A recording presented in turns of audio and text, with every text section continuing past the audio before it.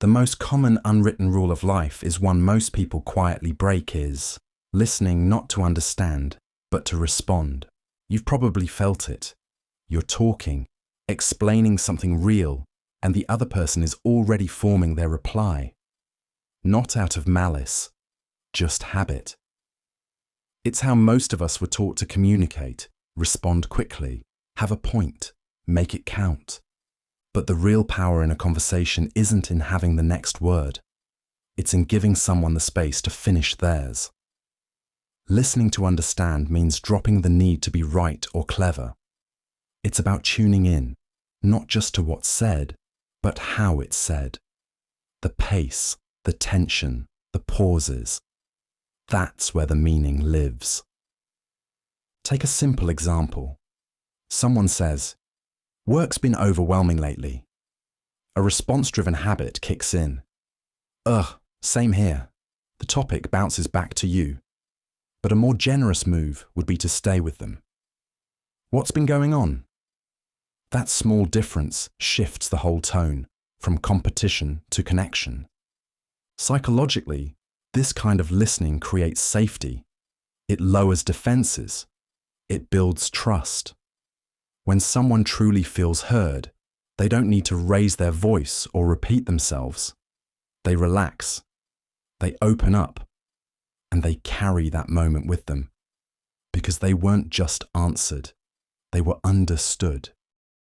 Try to make win-win always. Most people enter disagreements thinking someone has to lose, that if one side gets more, the other gets less.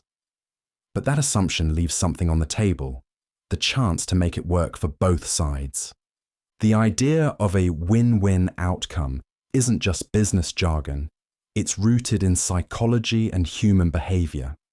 It reflects a mindset that values cooperation over competition and long-term outcomes over short-term wins. At its core, it's about problem solving in a way that benefits everyone involved, rather than framing every situation as a contest. Let's take a simple example. Two roommates argue over who gets the larger bedroom. If one insists on winning, the other feels shortchanged. But what if they reframe the conversation? One takes the bigger room and pays slightly more rent, or the other chooses a better closet or workspace. It's not perfect symmetry, but both walk away feeling considered and respected. Psychologically, this approach taps into fairness, autonomy, and intrinsic motivation. People are more cooperative when they feel heard, more generous when they aren't being cornered. And win-win thinking tends to produce creative solutions. Ideas that wouldn't emerge if the goal was just to outmaneuver the other person. It also builds trust over time. When people see you aiming for mutual benefit, not just your own advantage, they're more likely to return the gesture. And that builds relationships where outcomes improve by default, not by force. Trying to make win-win isn't always easy. It takes effort, flexibility, and the patience to understand someone else's needs. But when it works, it does more than solve problems. It changes how people see you and how you see the world. Compliment effort, not just outcome. When someone accomplishes something impressive, it's easy to say, "You're so talented," or "That turned out perfectly." But there's a deeper kind of praise, one that focuses not just on what they did, but how hard they worked to do it. The psychology behind compliment effort, not just outcome, is rooted in growth mindset theory. Developed by psychologist Carol Dweck, it explains how people respond to success and failure based on the kind of feedback they receive. When we praise results alone, people often start to link their value to the end product. But when we recognize effort, it encourages resilience, persistence, and long-term motivation. For example, if a student gets a high grade and you say, "You must be really smart," the praise attaches to something they can't control. But if you say, "You must have worked hard on this," the focus shifts to the process, the strategy, time, and focus they applied. This matters because outcomes don't always reflect the full picture. Someone might work incredibly hard and still not win.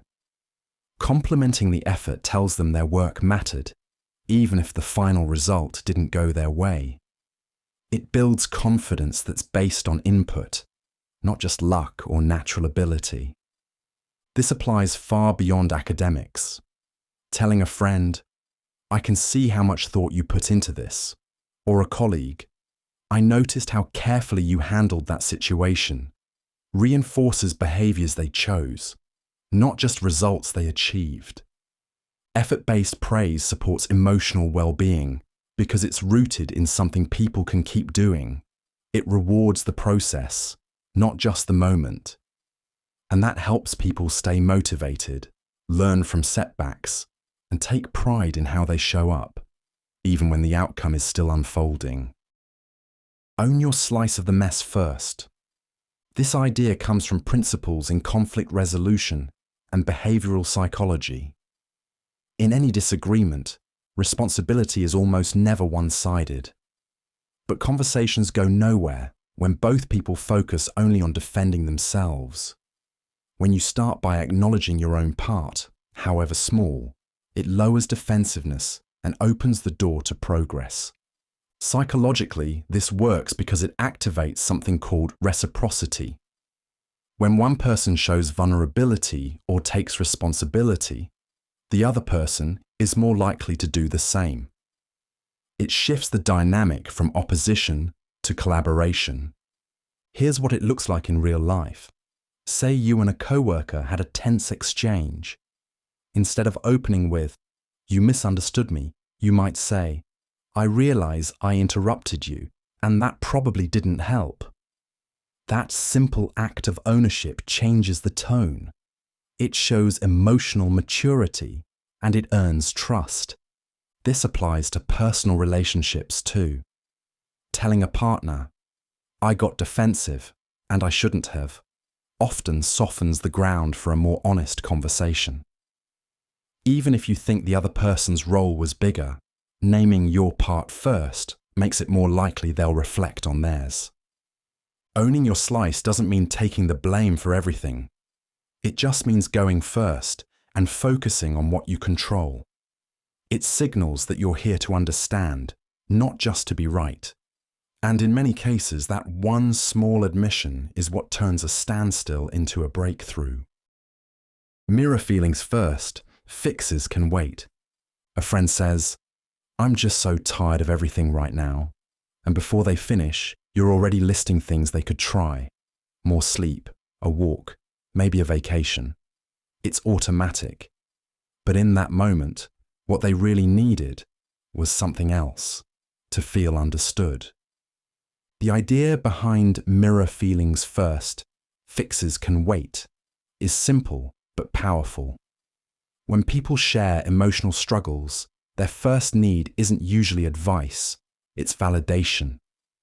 That means showing that you've heard their feelings, not just their words. Mirroring feelings doesn't mean repeating everything back like a robot.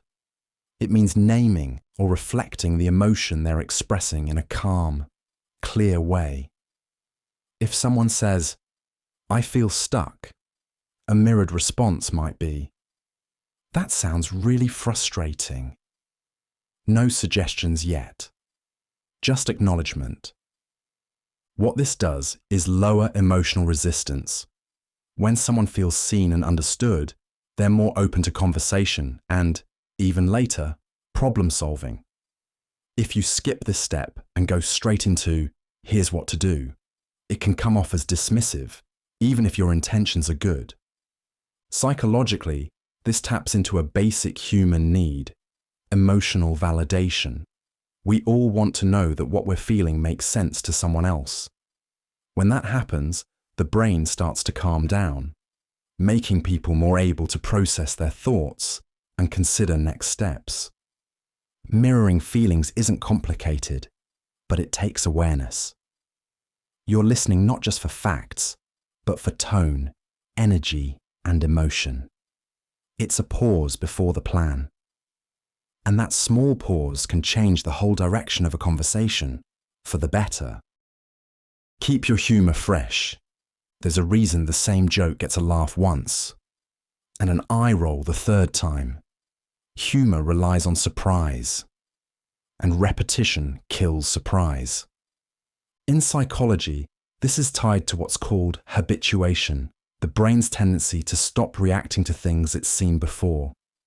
A fresh joke activates attention and reward systems. A stale one, it gets filtered out like background noise. That's not just about punchlines. It applies to tone, timing, and even self-deprecating bits we fall back on. When people use the same lines over and over, at work, in conversations, or online, it can feel safe, predictable. But it also risks becoming a performance that disconnects instead of connecting. Because people don't just laugh at jokes. They respond to novelty, presence, and relevance. Fresh humor isn't about being clever all the time. It's about noticing. What's happening right now in this moment? What small absurdity just happened that only we noticed together? That's where humor lands best, when it's alive. Think of it like improv, not stand-up. You're not reciting something polished. You're responding to the room, the energy, the weirdness of reality. That's why the same friend can make you laugh in a dozen different ways, because they're in the moment with you, not recycling the greatest hits. So when humor feels tired or automatic, it might be a sign to update your lens. What used to work might not anymore, and that's okay. Humor evolves with you. Keeping it fresh isn't just about being funny. It's about being real, being attentive, and choosing connection over routine. Prioritize presence over ping. You're in the middle of a conversation and your phone lights up. Just a quick glance. Nothing urgent, but somehow the moment has already shifted. This is what psychologists call attention residue. When a part of your focus remains stuck in the last thing you saw or heard, even after you've returned to the conversation. The brain tries to multitask, but it doesn't do it well. Instead, it switches rapidly, losing depth in both places. Prioritize presence over pings means choosing to be where you are, not just physically, but mentally. It's about resisting the tiny alerts, buzzes, and background distractions that pull you away from the people in front of you. In an age where everything competes for attention, notifications, news feeds, group chats, being fully present has become rare. But it matters more than ever. Studies show that people feel more valued and connected when someone listens with their full attention. No glances at screens, no distracted nodding. Presence builds trust. It tells the other person, "You matter enough for me to pause everything else." That doesn't mean ignoring responsibilities or never checking your phone. It means being intentional. If you're with someone, silence the pings. If you're working, set blocks of focused time. If you're alone, let your mind wander without filling every gap. Because presence isn't just a courtesy, it's a cognitive choice, one that deepens connection, improves memory, and reduces stress. In a world designed to distract, choosing focus is a quiet form of rebellion.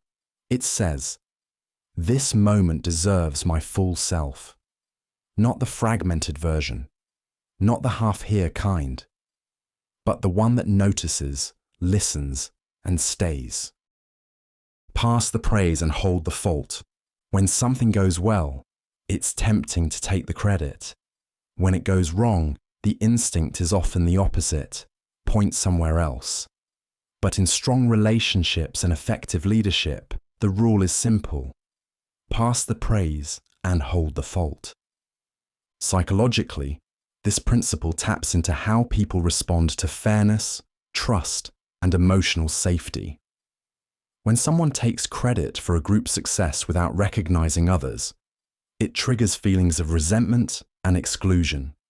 But when a person shares praise generously, highlighting teammates, supporters, or collaborators.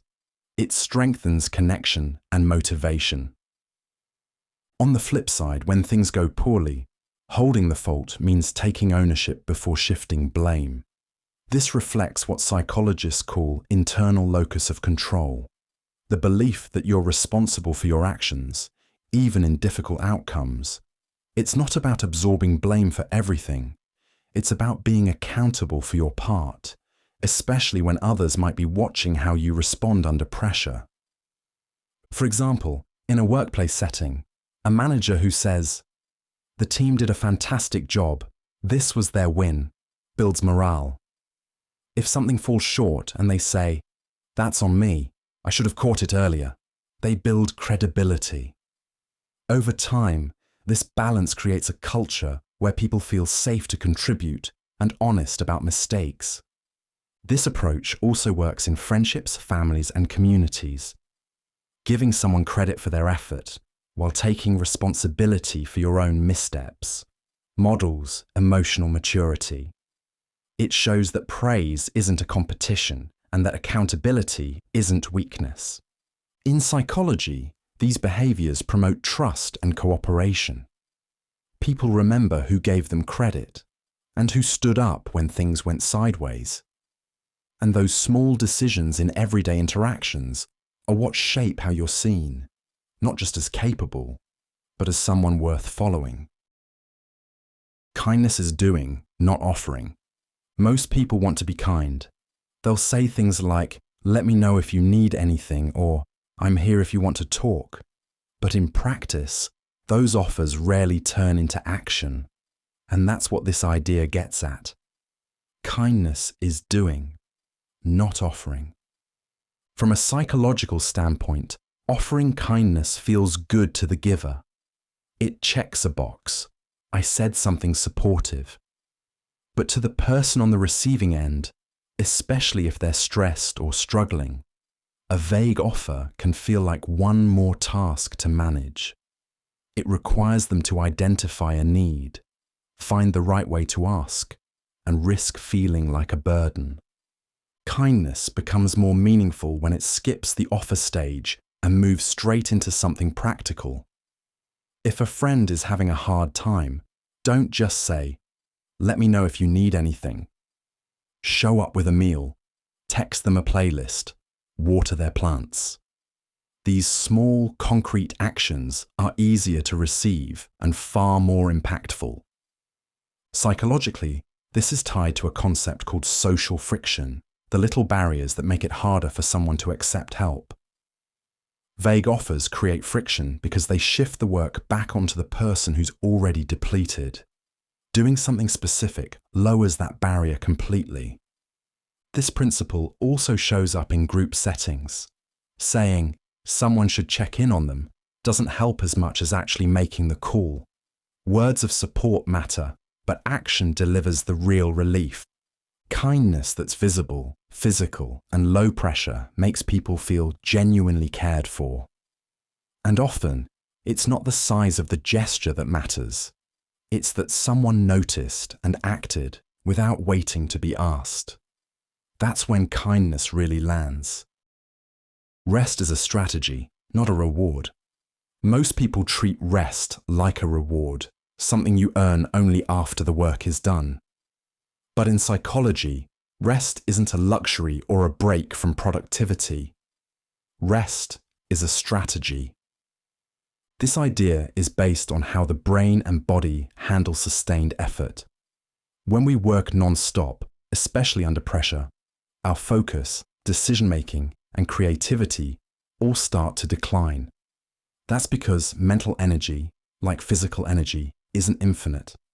Cognitive fatigue sets in when we push too long without a pause, leading to mistakes, slower thinking, and burnout. In psychological research, short breaks, especially when taken before exhaustion hits, are shown to boost performance. Whether it's a few minutes away from your screen, a walk between meetings, or a full day off, rest improves the brain's ability to reset and refocus. This applies across environments. Athletes build rest into their training to recover and perform better.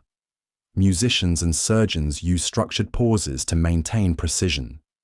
Yet in many work cultures, rest is still viewed as laziness or something to justify. Reframing rest as part of the process changes how we plan. It means putting recovery time into the schedule, not just filling every hour with effort.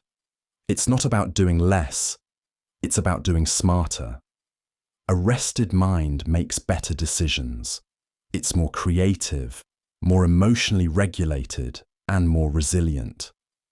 Rest also plays a key role in long-term motivation. When people treat it like fuel instead of a prize, they're more consistent over time. They don't wait until they've burned out to recharge. They build in recovery before they hit empty. In psychology and performance science alike, rest isn't what happens after the work is done. It's what makes the work possible. It's not the pause at the end. It's part of the system from the start. Spot potential, name it aloud. Sometimes a single comment sticks with you for years, not because it was flashy or loud, but because it caught something true. You're good at this. You've got something here. Those words matter, and that's the idea behind spot potential. Name it aloud. In psychology, this ties closely to the concept of positive reinforcement and self-efficacy. People often can't see their own potential clearly, especially when they're unsure, starting out, or stuck in self-doubt. When someone else notices a strength and says it out loud, it gives that quality shape. It makes it real. This doesn't mean empty flattery or generic praise. It means paying attention and being specific. For example, instead of saying "great job," it sounds more like, "You asked a really thoughtful question in that meeting. You have a real instinct for getting to the core of things." That kind of feedback is memorable because it's focused and believable. The psychology behind this is powerful. When you name someone's potential, it helps build their internal narrative, the story they tell themselves about what they're capable of. That narrative influences how much risk they take, how they handle setbacks, and how far they're willing to push themselves. This can happen in any context. A coach noticing leadership in a quiet athlete, a teacher seeing creativity in a student's project, a friend pointing out emotional insight in a conversation. These small recognitions don't just feel good, they guide development. And the timing matters. Often, potential is most visible when someone is still learning, not when they've mastered something. That's when a well-placed comment can create lasting momentum. Noticing is one thing, but naming it clearly and out loud gives it weight. It says, "I see this in you." And sometimes, that's what makes all the difference. Offer the last slice and mean it. You're at a dinner table with friends. There's one slice of pizza left. Everyone sees it. No one touches it. That last piece becomes more than food. It turns into a quiet social test. In psychology, this moment plays out through the lens of reciprocity norms and altruism. We're wired to notice acts of fairness, and offering someone the last slice, especially when it's something desirable, is a small but meaningful act of social generosity. It signals that you're prioritizing the group over yourself, not because you have to, but because you want to. But here's where it gets interesting. When you offer it and mean it, it lands differently. People can often detect hesitation or performative politeness.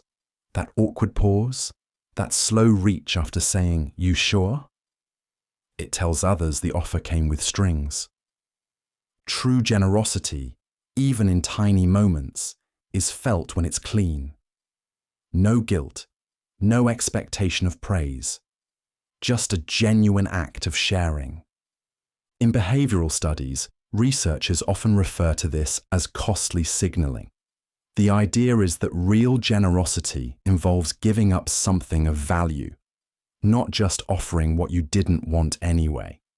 And the last slice of pizza is a perfect low-stakes example of that. It's not about the slice, it's about the signal. These kinds of gestures quietly build trust. They teach people how you behave when no one's keeping score, and over time, they shape how you're remembered in a group.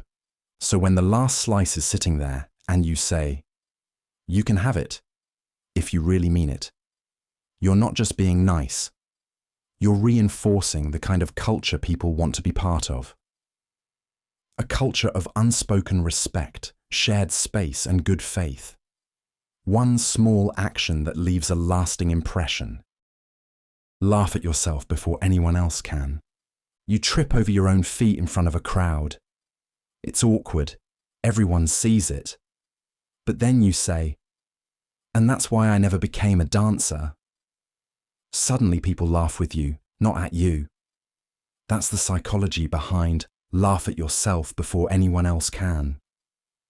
This idea taps into a concept called self-deprecating humor, and when used thoughtfully, it's a powerful social tool. In psychology, it helps reduce embarrassment and build connection. When you acknowledge your own missteps with a bit of lightness, you take away the sting and the target. It signals confidence, not insecurity. Here's how it works. When you laugh at yourself, you're showing others that you're not fragile. That moment of self-awareness lowers social tension. People no longer have to tiptoe around your mistake or worry about how you'll react. You've already taken the pressure off. This is especially useful in moments that feel publicly uncomfortable. Misspeaking during a presentation, spilling something in a meeting, or fumbling through an answer. Making a quick joke or acknowledging the moment with humor creates psychological safety for you and for the people watching. But there's a balance. The goal isn't to insult yourself or constantly downplay your abilities. It's to show that you can be human without being defensive. The laughter isn't about shrinking. It's about owning the moment before it owns you. Psychologically, it's an act of emotional agility. You're flipping potential shame into shared amusement. And in many cases, it's this kind of honest, light-hearted response that builds trust, diffuses judgment, and turns awkwardness into relatability. People don't remember perfection. They remember how you handled the stumble. Timing matters more than truth. The truth can be solid, clear, and even helpful. But say it at the wrong moment, and it can land completely wrong. That's the idea behind timing matters more than truth. In psychology and everyday life, what you say often matters less than when you say it. It's not about lying or withholding important information. It's about understanding emotional readiness. When someone is overwhelmed, exhausted, or emotionally raw, they're often not in a state to process even the most reasonable feedback. In those moments, dropping a hard truth can feel more like an attack than support. Take this example. Right after someone receives bad news, you might feel the urge to offer perspective. Everything happens for a reason, or you'll come out stronger. These statements may be sincere, but when said too soon, they often come across as dismissive. The person isn't ready to zoom out, they're still in it. Psychologically, this is tied to emotional regulation. Our brains need time to calm down before we can process complex or abstract ideas. If you give people insight while they're still emotionally flooded, they won't absorb it. They'll just react. The same rule applies in conflict. Offering an honest critique right in the heat of an argument might be truthful, but it won't be useful. Waiting until both sides are calmer increases the chance that the message will be heard and understood. Knowing the right time to speak is a skill, and a powerful one. It means reading the emotional temperature of a moment, recognizing when someone's still processing, and choosing to wait instead of rushing in. because even the most well-intended truth needs the right conditions to take root. Give presence, not just presence. Someone shows up with a perfectly wrapped gift, but as they hand it over, they're distracted, glancing at their phone, not quite listening. The gift might be appreciated, but what's missing is the thing that actually builds connection, their full attention. Give presence, not just presence, is about recognizing that attention is one of the most valuable forms of care. Psychologically, it signals validation. When someone puts down their devices, maintains eye contact, and responds thoughtfully, they're communicating, "You matter right now." It's easy to assume that gifts, objects, are the main currency of appreciation. And while they can be meaningful, research consistently shows that emotional attunement has a much deeper impact on relationship satisfaction. Presence communicates safety, it builds trust, and it allows people to feel truly seen. In everyday life, this might look like turning off notifications during dinner, not multitasking while someone shares something important, or simply staying with a conversation instead of mentally rehearsing your next reply.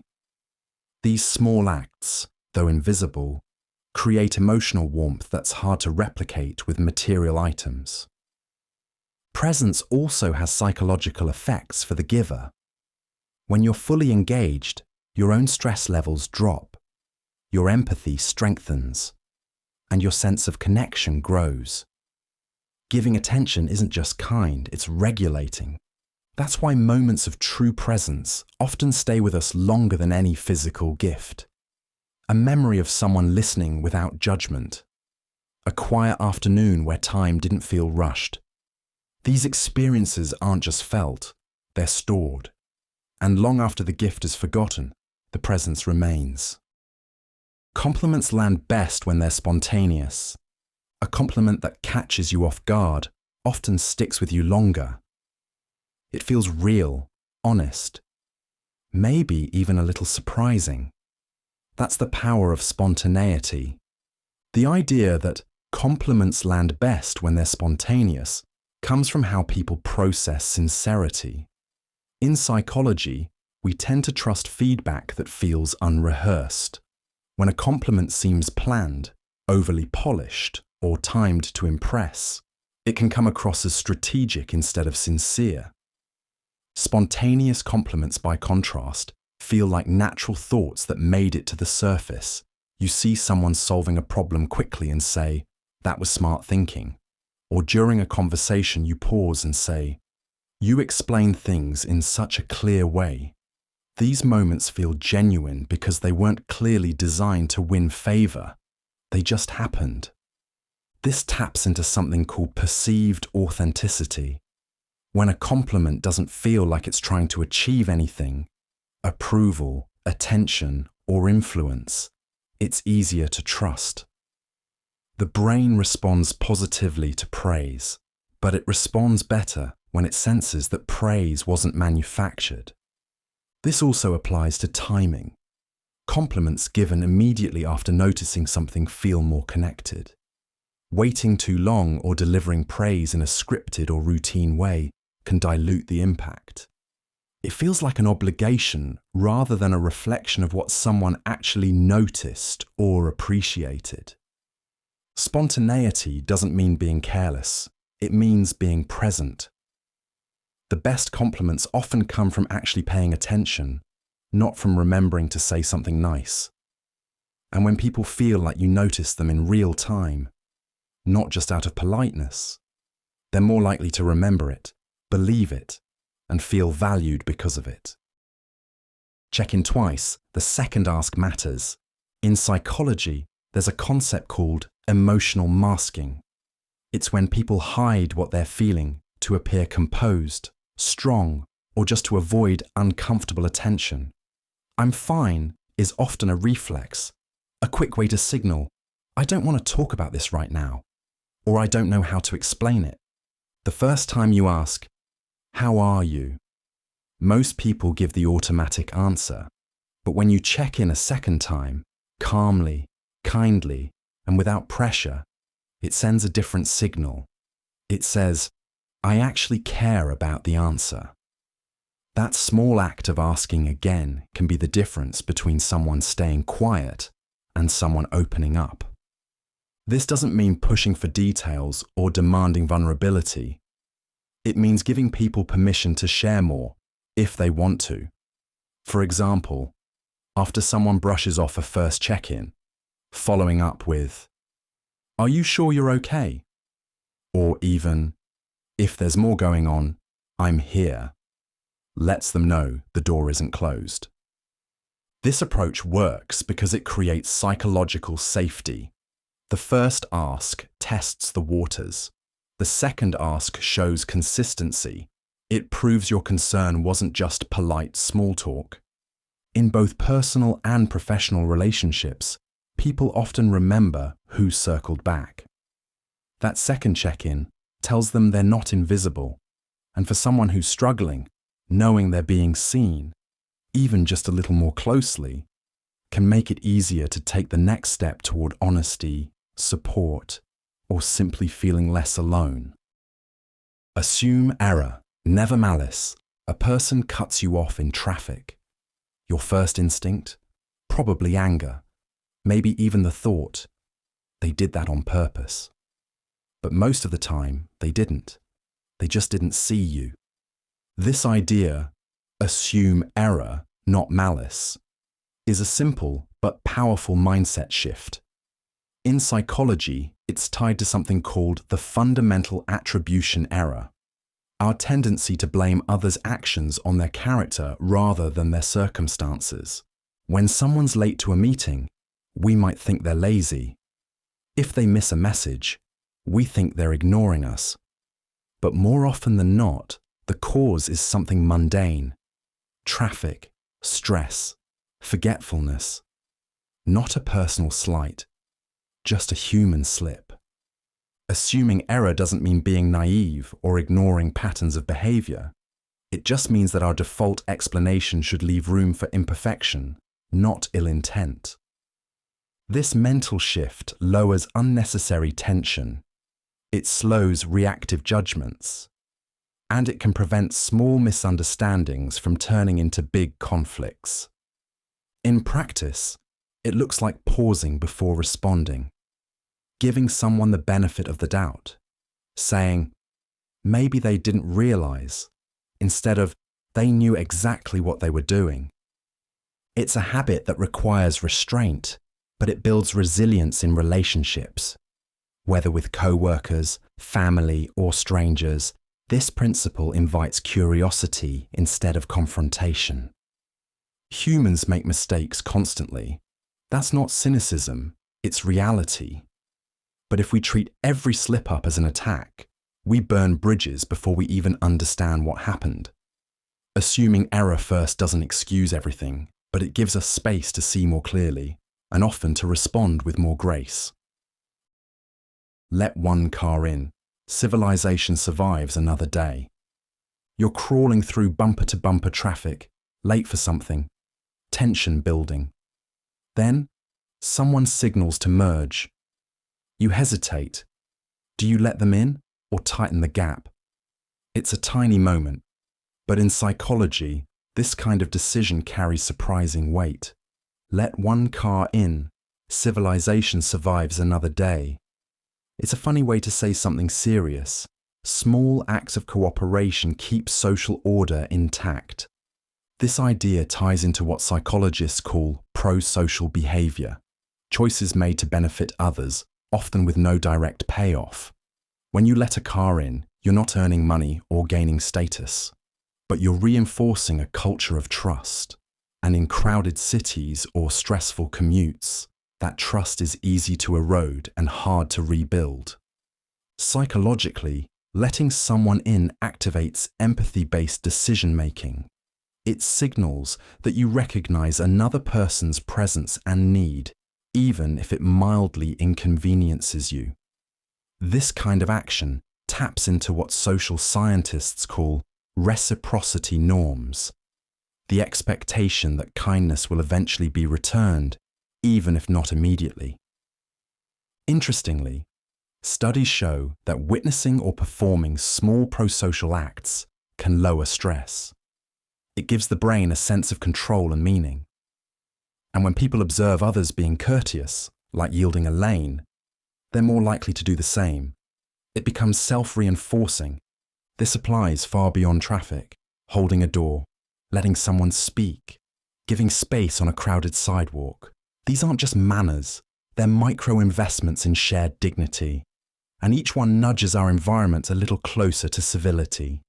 So while letting one car in might seem trivial, psychology sees it as part of a bigger picture, a quiet reminder that how we act in small moments shapes the kind of world we're building, one merge at a time.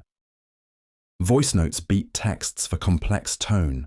A simple "sure" in a text can mean 10 different things: excitement, sarcasm, resentment, indifference. The words don't change, but the tone does everything. That's where voice notes come in. When a message is emotionally layered or context-sensitive, tone becomes essential. And text, as convenient as it is, strips away most of that nuance.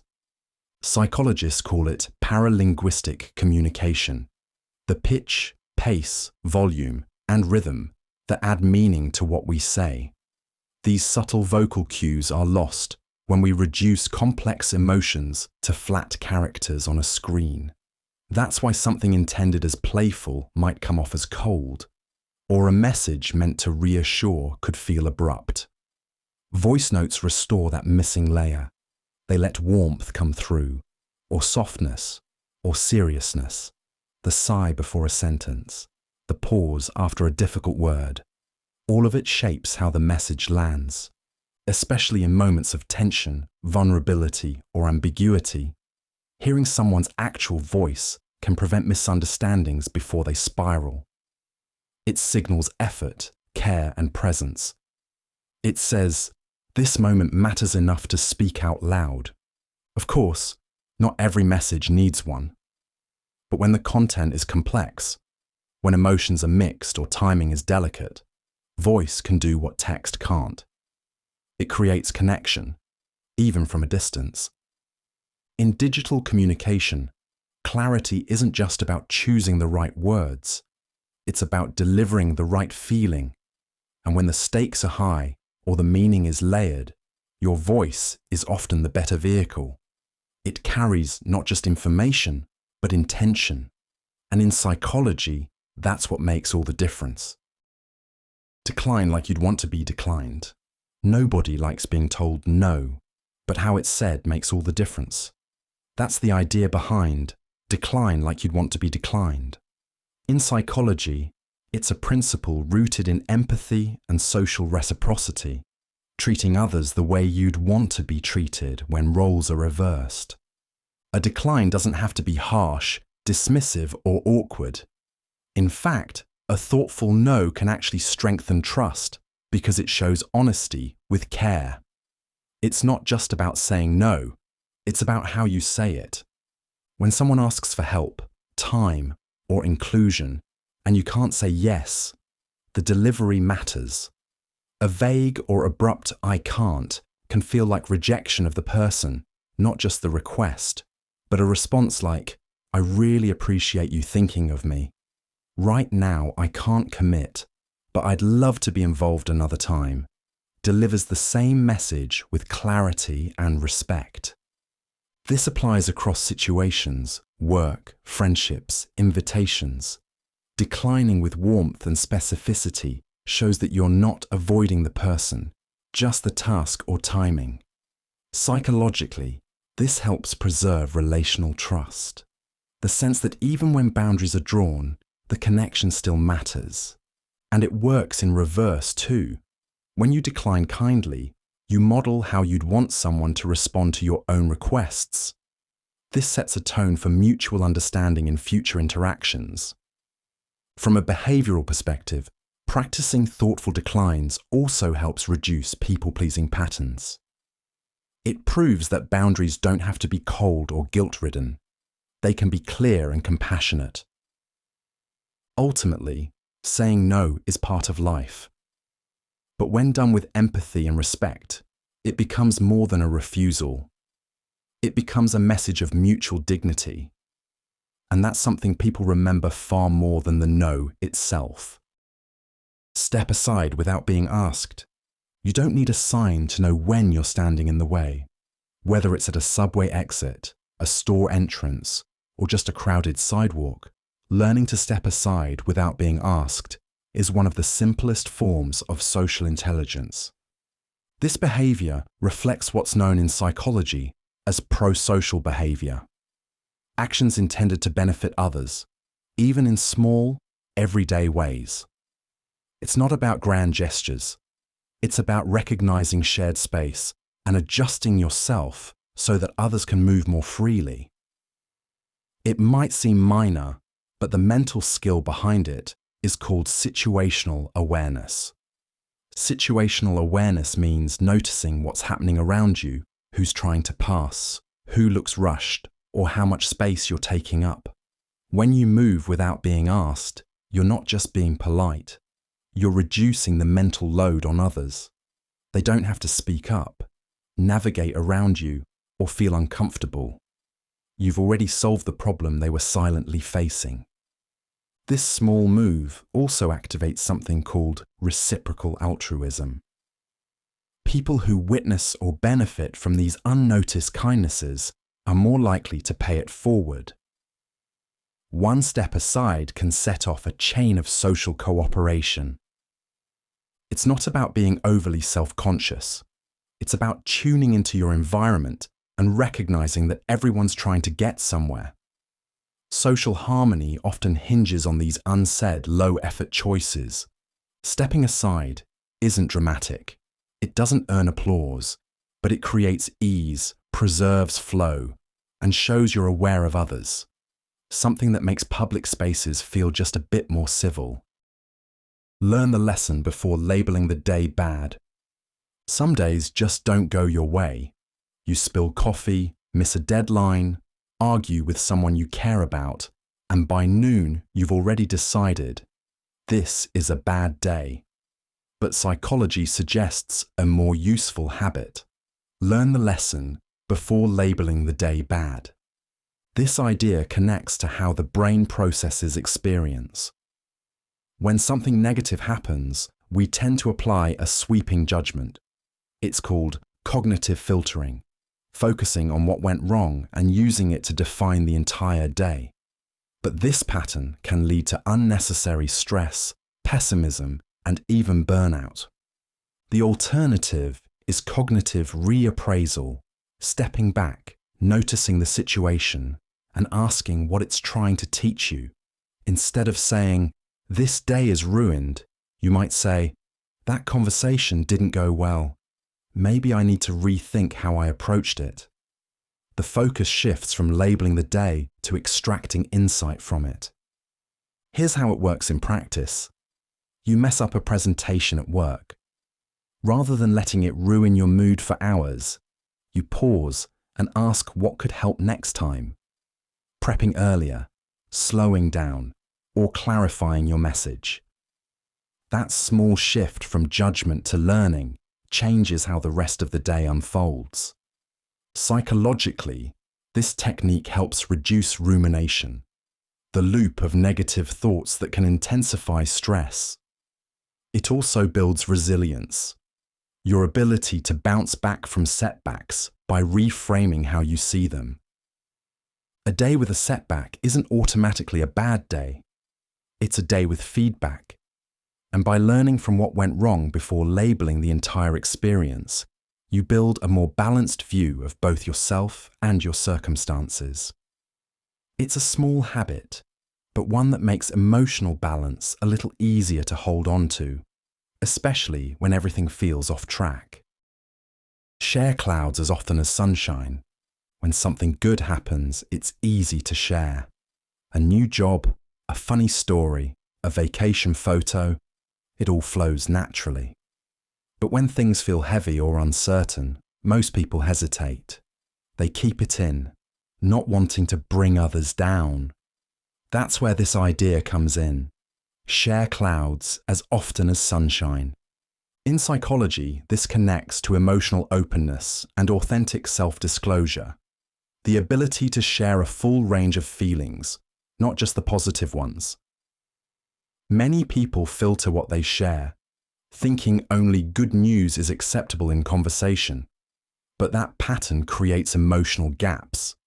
It can leave people feeling isolated, even when they're surrounded by others. When someone only sees the highlight reel, it sets an unspoken expectation that they should do the same. This limits real connection. In contrast, when people share what's hard, stress at work, self-doubt, or just a rough day, it creates space for more honest relationships. It doesn't mean oversharing or turning every conversation into a therapy session. It means allowing yourself to say, actually, today's been kind of tough, and trusting that it's okay to be heard without a solution. That kind of small honesty makes it easier for others to do the same. Psychologically, this also models emotional safety. It shows that all feelings, positive and negative, are valid in a shared space. Over time, it helps reduce stigma around expressing vulnerability and builds deeper trust within personal and social circles. Real support works both ways. If we only share joy, we limit how supported we can feel when things are hard. Sharing the clouds doesn't take away the sunshine. It just makes the full picture more real, and that's where connection starts to grow. Coach in private, praise in public. Nobody likes to be called out in front of a group, even when the feedback is well-meaning. But almost everyone appreciates being recognized when others are watching. That's the psychology behind coach in private, praise in public. This idea is built on two core emotional needs: dignity and recognition. In psychology, criticism, no matter how constructive, can trigger a threat response when delivered in front of others. It feels exposing, even humiliating, because it activates concerns about social status and belonging. When coaching or correcting someone, doing it in private protects those emotional needs. It creates a space where the person can reflect, ask questions, and improve without feeling judged by a larger audience. Whether it's a manager giving feedback to an employee, a teacher guiding a student, or a friend pointing out a pattern, privacy allows for honesty without embarrassment. On the flip side, public praise builds morale. It reinforces behavior and shows others what's valued, all while giving the person a moment of visible appreciation. This kind of recognition strengthens trust, boosts motivation, and increases what psychologists call social reinforcement, when others notice and respond to positive behavior. Here's a simple example. A team member handles a client situation well. You could quietly thank them, or you could mention it during the next team meeting. That public moment not only reinforces their confidence, but also sets an example for others. Used together, these two habits, private coaching and public praise, create a balance of accountability and encouragement. They protect people's self-respect while reinforcing progress. And in any setting where people are learning, performing, or growing, that balance can turn average relationships into high-trust, high-functioning teams. Don't tease someone who's already shrinking. Some jokes land, others hit like a quiet slap. Teasing might seem harmless, just part of how people bond. But when someone's already feeling small, self-conscious, or unsure, that same joke can echo louder than intended, and instead of bringing connection, it creates distance. This idea, don't tease someone who's already shrinking, points to a basic truth of social dynamics. Context matters more than content. A comment that's funny in one setting can be painful in another, especially when it reinforces the very thing someone is trying to hide or recover from. Psychologically, people who feel insecure or exposed are already in a defensive mental state. Their stress response is subtly activated, and their internal voice is often running critical commentary. A well-meaning tease about their mistake, their hesitation, or their silence doesn't challenge that voice. It amplifies it. You'll often see this in group settings. Someone stumbles through a story, and instead of support, they get a joke at their expense. Laughter follows, but their shoulders tighten. They shrink a little more. The group doesn't always notice, but they do. What makes teasing feel safe is reciprocity and emotional balance. When someone feels grounded and included, they can laugh at themselves because it doesn't feel like a threat. But when someone is already withdrawing socially, emotionally, or physically, a joke about them isn't banter, it's pressure. Psychological safety depends on knowing when to lean in and when to ease off, and noticing when someone is already pulling away is a sign of empathy, not oversensitivity, because the goal isn't to toughen them up. It's to make space where they don't have to be tough at all. If it's not yours, don't take it. If it's private, don't share it.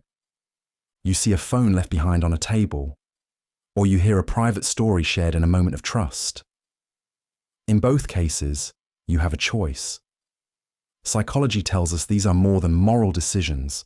They're reflections of how we understand boundaries, identity, and respect. The idea is simple. If it's not yours, don't take it. If it's private, don't share it. But the psychology behind it runs deep. At its core is the concept of ownership psychology, the mental and emotional framework we use to determine what belongs to us and what doesn't. This includes physical items, but also ideas, stories, emotions, and even reputations. When someone shares something personal, they're making themselves vulnerable. That act builds psychological trust, which forms the basis of close relationships. Breaking that trust by sharing something without permission can trigger feelings of betrayal. It's not just about gossip, it's about violating someone's sense of control over their identity. The same logic applies to tangible things. Taking something that's not yours, even if it seems small, can harm another person's sense of psychological security, the feeling that their space, belongings, or boundaries are safe. Research shows that these kinds of violations, whether emotional or material, can lead to long-term rifts in both professional and personal relationships. There's also the matter of self-concept. When people act with integrity in unseen moments, choosing not to take what isn't theirs or to protect what isn't theirs to share, they reinforce their internal values. Over time, those choices build a stronger, more consistent identity. Respect isn't just about big gestures. It shows up in small, everyday moments, especially when there's no one around to enforce it. Apologize without a paragraph. When you've hurt someone, whether it was a misstep, a sharp word, or something you didn't mean, your instinct might be to explain, to go into detail, to clarify everything. But often, the longer the apology, the harder it is to hear. Apologize without a paragraph is about keeping the focus on accountability, not justification. In psychology, apologies are most effective when they validate the other person's experience and acknowledge harm. The moment you start adding reasons, backstory, or disclaimers, the apology starts sounding like a defense. A simple, "I'm sorry I hurt you, that wasn't okay," goes a lot further than, "I'm sorry, but I was tired, and you caught me at a bad time, and I didn't mean it the way it sounded." The second version feels more like an explanation than an apology, and it subtly shifts the spotlight away from the person who was hurt. That doesn't mean context isn't important, it just doesn't belong in the opening move. Leading with a clean, direct apology communicates that you're not trying to soften the impact or dodge responsibility. This also applies in everyday situations. If you're late to a meeting, saying, "Sorry I kept you waiting," is clearer and more respectful than launching into traffic details or your morning routine. It shows you're tuned in to the effect, not just the cause. Psychologically, short and sincere apologies are easier to trust. They allow space for the other person to respond, rather than making them sit through your reasoning. And most of the time, people aren't asking for a full explanation. They just want to know that you get it, and that you care enough to own it. That's what makes the difference. Try to play positive sum games only. Some interactions feel like a battle. One person wins, the other loses. But not every situation has to be a tug of war. The idea of a positive sum game flips that mindset. In simple terms, it's any situation where more than one person can benefit, where value isn't just shifted, but actually created. And in real life, these moments happen more often than we think. Think of two co-workers collaborating on a project. If they compete for credit, it's a zero-sum game. One comes out ahead, the other behind. But if they genuinely support each other, combine their strengths, and make the project better together, that's a positive sum outcome. The team wins. They both shine. The client's happier. No one had to lose for the other to succeed. This isn't just workplace logic. It applies to friendships, negotiations, communities. Positive sum thinking means shifting from "what can I get" to "what can we grow?" That change rewires how we approach problems, how we listen, how we invest in others. It trains us to look for alignment instead of leverage. Psychologically, people thrive in environments where mutual gain is possible. Trust increases. Creativity flows more freely. And cooperation isn't just about being nice. It becomes the most rational strategy. People begin to see that building something together beats winning something alone. It's not always possible. There are still moments that require firm boundaries or personal wins. But when you can, and especially when it's not obvious, choosing the positive sum approach often leads to more than expected for everyone involved. Let people arrive at their own speed. Some people warm up right away. Others take a little longer to feel safe, to feel seen, or to feel ready. And when we expect everyone to move at the same pace, we end up mistaking hesitation for disinterest or quietness for avoidance. The idea behind "let people arrive at their own speed" is rooted in an understanding of individual processing styles and emotional safety. In psychology, this can relate to differences in attachment styles, social anxiety, or even introversion versus extroversion. Some individuals naturally ease into new spaces slowly, not because they don't care, but because they're calibrating. It's easy to overlook this in fast-paced environments. In group settings, the loudest voice often gets the most attention. In conversations, the quickest reply is seen as engagement. But emotional presence doesn't always show up on a stopwatch. Sometimes it looks like silence before trust, or observation before participation. A common misstep is trying to force connection on a timeline, asking someone to just open up already, or nudging them to be more involved. But that rarely speeds things up. In fact, it often pushes people further back. What works better is patience paired with presence, making room, staying available, showing you're there without demanding they match your energy immediately. You might see this play out in a new teammate who stays on the edge of the conversation for weeks, then suddenly jumps in with a great idea, or a friend who listens closely for months before sharing anything personal. Their pace isn't a flaw, it's part of how they build security. Psychological safety isn't built on pressure, it's built on space. And when people feel free to arrive at their own speed, they tend to show up more fully when they're finally ready. Say goodbye like it might be remembered. You're walking out the door, keys in hand, and someone calls out, "Bye." You respond, barely turning your head. Later. Seems small, but that moment might stick longer than you think. Psychologists call this the recency effect. The idea that people tend to remember the last part of an experience more vividly than the middle. In social interactions, this means your goodbye often carries more emotional weight than you realize. Whether it's ending a phone call, leaving a party, or saying goodbye before a trip, that final moment leaves an imprint. This concept also overlaps with closure theory. Goodbyes mark the end of a connection, at least for that moment, and our minds naturally seek resolution.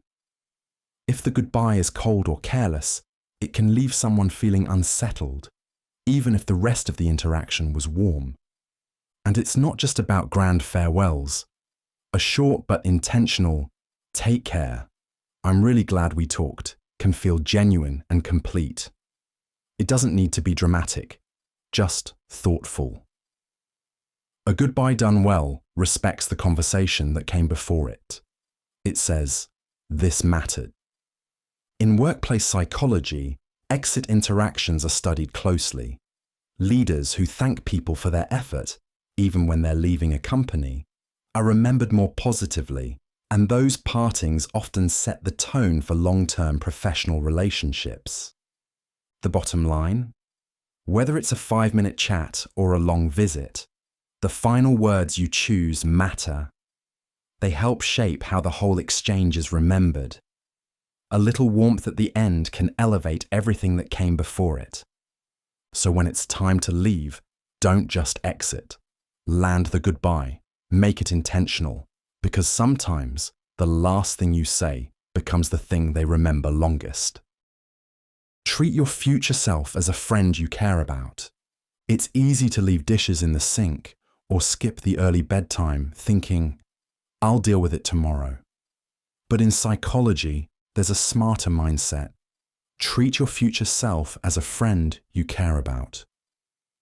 This concept is rooted in future self-continuity, the idea of how connected we feel to the person we'll be in the days, months, or years ahead. When that connection is strong, we make better decisions.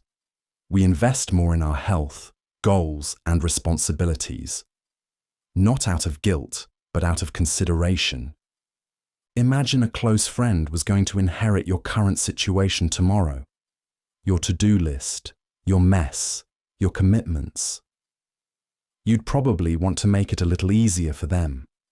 That's the principle here. Act with the same care toward your future self.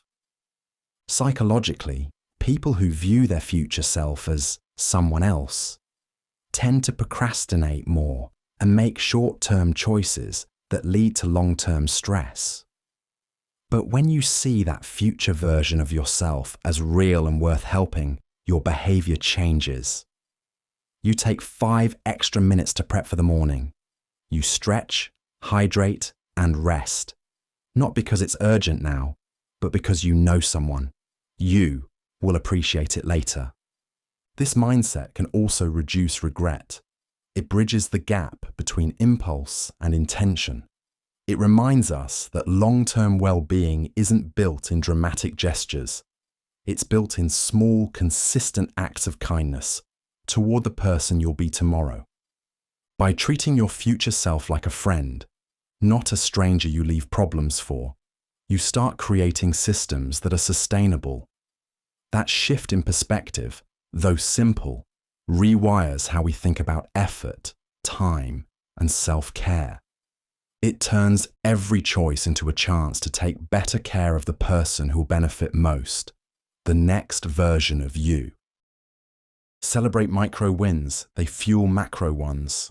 Finishing the first paragraph of a long report, saying no when you usually say yes, getting out of bed on a hard day, These are small wins, but psychologically, they're not small at all. In psychology, momentum matters. The concept behind celebrating micro wins is that recognizing progress, even in its tiniest form, can significantly impact motivation, confidence, and emotional resilience. It's called the progress principle. Studies show that people feel most motivated when they sense forward motion, not necessarily completion. It's not the final goal that drives daily effort. It's the visible proof that you're inching closer to it. When we acknowledge these little steps, writing one sentence, completing a short workout, or even just hitting send on a tough email, we train the brain to associate effort with accomplishment. This releases dopamine, a feel-good chemical that not only boosts mood, but reinforces the behavior. Over time, it becomes easier to keep going because your mind links progress with reward. Neglecting micro-wins has the opposite effect. When we wait to feel proud only after big milestones, we create long stretches of invisible effort. It becomes easy to feel like we're going nowhere, even when we're quietly building something meaningful. That's why some of the most successful systems, from fitness apps to project trackers, are built around celebrating tiny achievements. It keeps people engaged, especially through moments when the end still feels far off. Progress isn't just about results, it's about reinforcement. By giving attention to micro wins, we create a feedback loop that energizes the long haul. It's a strategy that transforms willpower into sustainability and effort into eventual success. Don't finish their sentence if it costs them courage. When someone is struggling to say something difficult, it's tempting to jump in and help them finish. You might mean well, you think you know where they're going, but sometimes that interruption does more than speed things up. It takes something important away. The idea behind don't finish their sentence if it costs them courage is rooted in emotional pacing. In psychology, speaking about hard topics, like grief, regret, or self-doubt, requires vulnerability. And vulnerability often moves slowly. People pause, stumble, or start over, not because they don't know what to say, but because they're weighing the risk of saying it. When you finish their sentence, especially if it's a moment of emotional effort, it can feel like you've taken control of the narrative. It shifts the conversation from their voice to your version. Even if you're right about the words, you might be wrong about the timing, and that can shut the door they were just beginning to open. For example, someone might start with, "I've been thinking that maybe I," and then pause. If you jump in with, "Want to quit your job?" even as a guess, it might derail a more personal admission they were working up to, like, "Don't feel like myself anymore." That second version is harder to say and more meaningful. This concept ties into psychological safety. It's the sense that you can speak without being rushed, judged, or redirected. Holding space for someone to find their own words, even if it takes time, shows respect for both their process and their agency. Listening isn't just about hearing what someone says, it's about giving them the space to say it in their own way, especially when it's something that takes courage to speak out loud. Text when you're late, even by 5 minutes, you're running a few minutes behind, traffic lights, a last-minute email, a misplaced wallet. Things happen. But in that moment, the smallest gesture makes the biggest difference, sending a quick text. From a psychological perspective, this taps into a concept called micro-signaling, small behaviors that communicate respect, reliability, and emotional awareness. When you're late and you don't say anything, the other person is left in uncertainty. Are they still coming? Did they forget? Is this important to them? That uncertainty can activate stress responses in the waiting person. Research shows that ambiguity often causes more discomfort than negative news. A quick message, running 5 minutes behind, sorry, cuts through that uncertainty. It shows you're aware of the other person's time and that you care enough not to leave them guessing. There's also a social contract at play.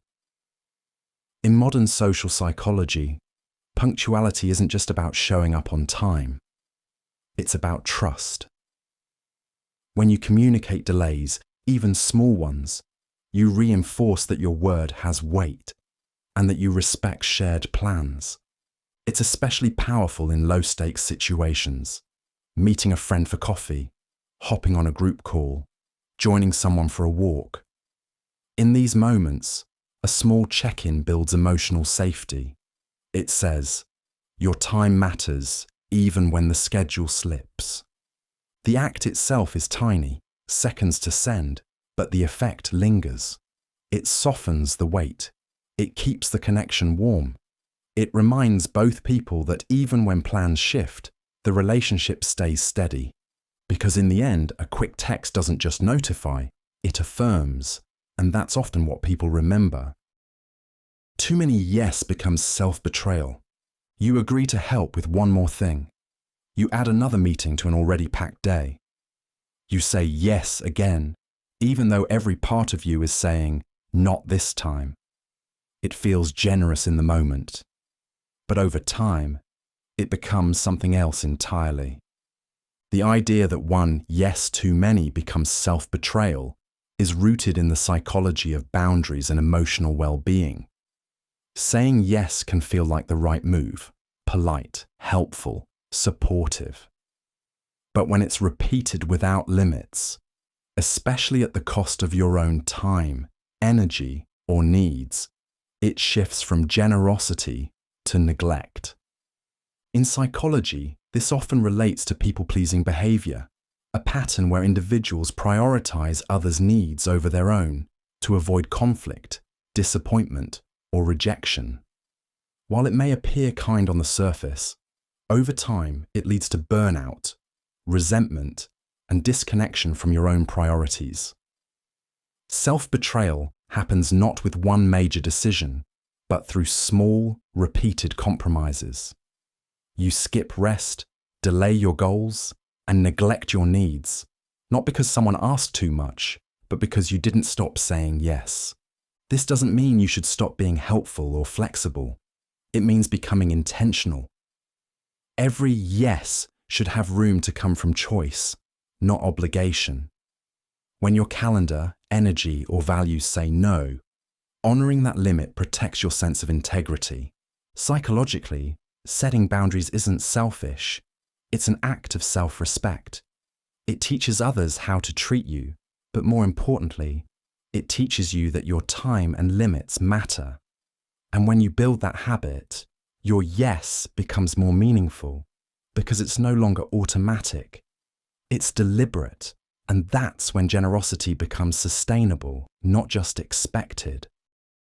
Humor that lands on you first never hurts others. You trip over your own feet in front of a crowd. It's awkward. Everyone sees it. But then you say, and that's why I never became a dancer. Suddenly, people laugh with you, not at you.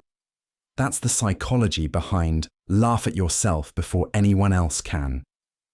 This idea taps into a concept called self-deprecating humor, and when used thoughtfully, it's a powerful social tool.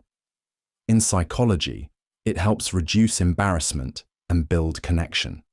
When you acknowledge your own missteps with a bit of lightness, you take away the sting and the target.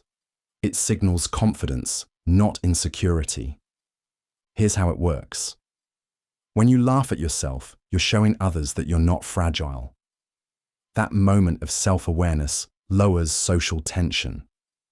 People no longer have to tiptoe around your mistake or worry about how you'll react. You've already taken the pressure off. This is especially useful in moments that feel publicly uncomfortable. Misspeaking during a presentation, spilling something in a meeting, or fumbling through an answer. Making a quick joke, or acknowledging the moment with humor creates psychological safety for you and for the people watching. But there's a balance. The goal isn't to insult yourself or constantly downplay your abilities. It's to show that you can be human without being defensive. The laughter isn't about shrinking. It's about owning the moment before it owns you. Psychologically, it's an act of emotional agility. You're flipping potential shame into shared amusement. And in many cases, it's this kind of honest, light-hearted response that builds trust, diffuses judgment, and turns awkwardness into relatability. People don't remember perfection. They remember how you handled the stumble. Keep your bag off the seat someone else could use.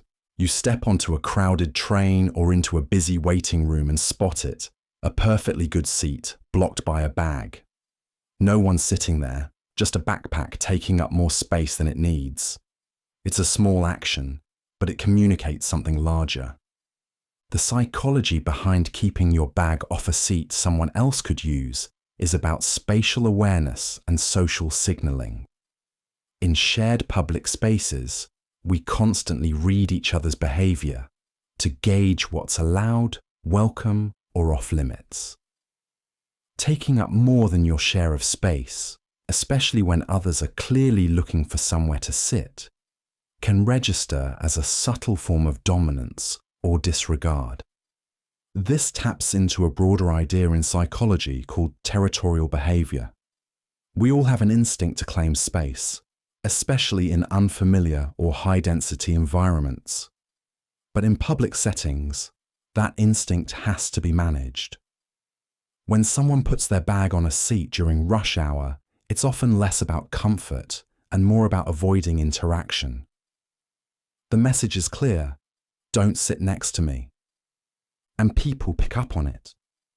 Research shows that non-verbal cues, like spreading out or avoiding eye contact, can influence whether others feel welcome.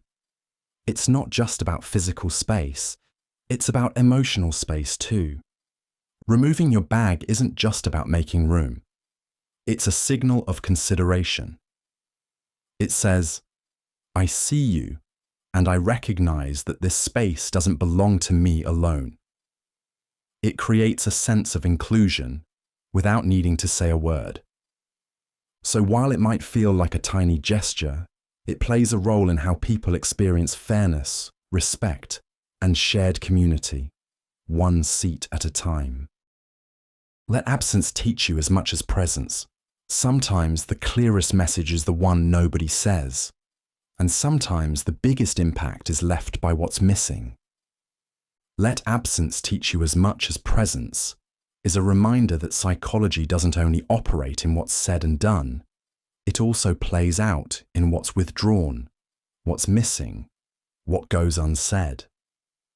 Human brains are built to notice patterns, and when something breaks that pattern, we pay attention, especially when it's someone we're close to. Think about someone who always texts back right away, until they don't. Or the regular at your favorite coffee shop who suddenly stops showing up. These aren't just missing pieces of routine. The absence itself becomes data. And psychologically, our response to absence reveals a lot. How much we depended on the pattern, how much we valued the person, and even how comfortable we are with uncertainty. In social psychology, this is tied to expectancy violation theory, the idea that we develop expectations for how people behave, and when those expectations are disrupted, we notice and reevaluate. But absence isn't just a disruption. It can be a teacher. It can show you who was quietly anchoring your routine, which connections were mutual, and which were one-sided. It can reveal how much you rely on certain habits or people without realizing it. Absence can also show us what doesn't hurt, what we don't miss. That's useful too. It helps us adjust, realign, and pay attention to what actually matters, not just what we've gotten used to. So the next time someone disappears from a rhythm you'd gotten comfortable with, pay attention, not with resentment, just curiosity. Absence might not always be a loss. Sometimes it's just a new kind of clarity. A pun at the right moment is diplomacy. Tensions rise in a meeting. Deadlines are tight. Egos are louder than usual, and the room feels like it could crack. Then someone says, deadpan, let's not make a mountain out of a spreadsheet. The room breaks into a light laugh. Not because the joke is brilliant, but because it's perfectly timed. That's the psychology of a well-placed pun. At its core, humour, especially light wordplay, can act as a pressure valve. When conflict builds or discomfort lingers, a pun doesn't just entertain, it diffuses. In psychology, this is sometimes called affiliative humour. Humour that builds connection without targeting anyone. It signals safety, emotional intelligence, and most importantly, perspective. We often think of diplomacy as formal and careful, but the softest forms are often the most effective. A timely pun can say, "We're still human here," without directly challenging anyone's position. It resets the emotional tone. The brain responds to puns in a curious way. They create a brief mismatch in expectations, then resolve it through clever recognition. This minor disruption, followed by clarity, triggers a small release of dopamine, which improves mood and can even reduce defensiveness. But timing matters. A pun too early can seem dismissive, too late, and it misses the window. But when dropped in the right moment, especially in high stress or socially delicate situations, it becomes more than a joke. It becomes a tool, a social bridge, a diplomatic nudge that invites everyone to loosen up and re-engage. Because sometimes, keeping things from boiling over isn't about saying the perfect serious thing. It's about reminding the room it's okay to breathe. Pain isn't a contest, never one-up vulnerability. Someone opens up about something painful, and before you know it, you're telling a story about how your experience was even worse. You might not mean any harm, maybe you're trying to relate, but what comes out feels like a competition. And that's the problem. The idea behind pain isn't a contest. Never one-up vulnerability is about emotional space. When someone shares something difficult, they're letting their guard down. That moment isn't about you, it's about them. One-upping, even unintentionally, shifts the focus away from their pain and onto yours. It often leaves them feeling unseen or dismissed. Here's a basic example. Someone says, "I've been having a rough time with anxiety lately." A one-up reply sounds like, "Oh yeah? Mine was so bad, I couldn't leave the house for a month." That may be true, but the timing turns their sharing into a backdrop for your story. Now, they're no longer being heard. They're being outmatched. Instead, a better response is to stay with their experience. Something like, "That sounds really difficult. I'm glad you told me." This keeps the emotional focus where it belongs and lets them fully express themselves without interruption or comparison. From a psychological perspective, vulnerability requires safety. People are more likely to open up when they trust the space won't be overtaken or judged. When we respond by trying to match or top someone's pain, we can accidentally make them feel small or silenced. Supporting someone in a moment of openness doesn't mean staying silent forever. It means giving them enough room to fully land. And that space, even if it's just a few uninterrupted sentences, is where real connection begins. Be the one who notices. In a busy room, someone seems quieter than usual. A coworker forgets their coffee. A friend doesn't return a message. Most people won't say anything, but one person might pause and check in. That's the one who notices. Be the one who notices is a simple but powerful idea rooted in the psychology of attunement. It means being aware of subtle emotional cues, changes in tone, behavior, or expression, and responding with quiet care instead of waiting for someone to explain what's wrong. In psychology, this connects to social sensitivity, the ability to detect unspoken shifts in others' emotions. People often don't announce when they're struggling. They soften it, mask it, or say they're just tired. When you notice and gently name what's happening, it creates space for real connection without forcing disclosure. This doesn't mean overanalyzing or confronting people. It means paying attention to the little things. Someone skipping lunch, showing up late, laughing less than usual. Noticing might look like a simple, "Hey, just checking in," or asking, "Want to take a walk?" It's not about solving. It's about signaling presence. These small moments build psychological safety, especially in relationships where people fear being a burden. When someone feels seen without having to ask for it, it reduces emotional isolation and strengthens trust. In the workplace, this kind of awareness contributes to better teamwork. In friendships, it deepens bonds over time. Being the one who notices doesn't require perfect timing or deep conversations. It just means showing up in small, consistent ways, especially when others pull back. And often, noticing is the first step toward helping someone feel like they don't have to carry it all alone. Confidence is comfort with imperfection. You'd think confidence comes from being flawless, perfect speech, perfect answers, perfect timing. But real confidence doesn't come from getting everything right. It comes from being okay when you don't. Confidence is comfort with imperfection, is about psychological flexibility. The ability to stay grounded and self-assured, even when things go a little sideways. In everyday life, people who seem confident aren't necessarily more skilled. They're just less rattled by mistakes. This shows up in all kinds of settings. A speaker stumbles over a word, smiles, and keeps going.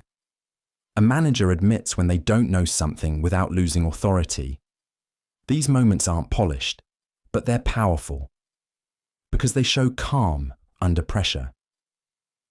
In psychology, this links to self-efficacy, or the belief in your ability to handle challenges. Confident people don't expect perfection. They trust that they can adapt, recover, and still be effective, even with flaws. And that mindset changes how others perceive them.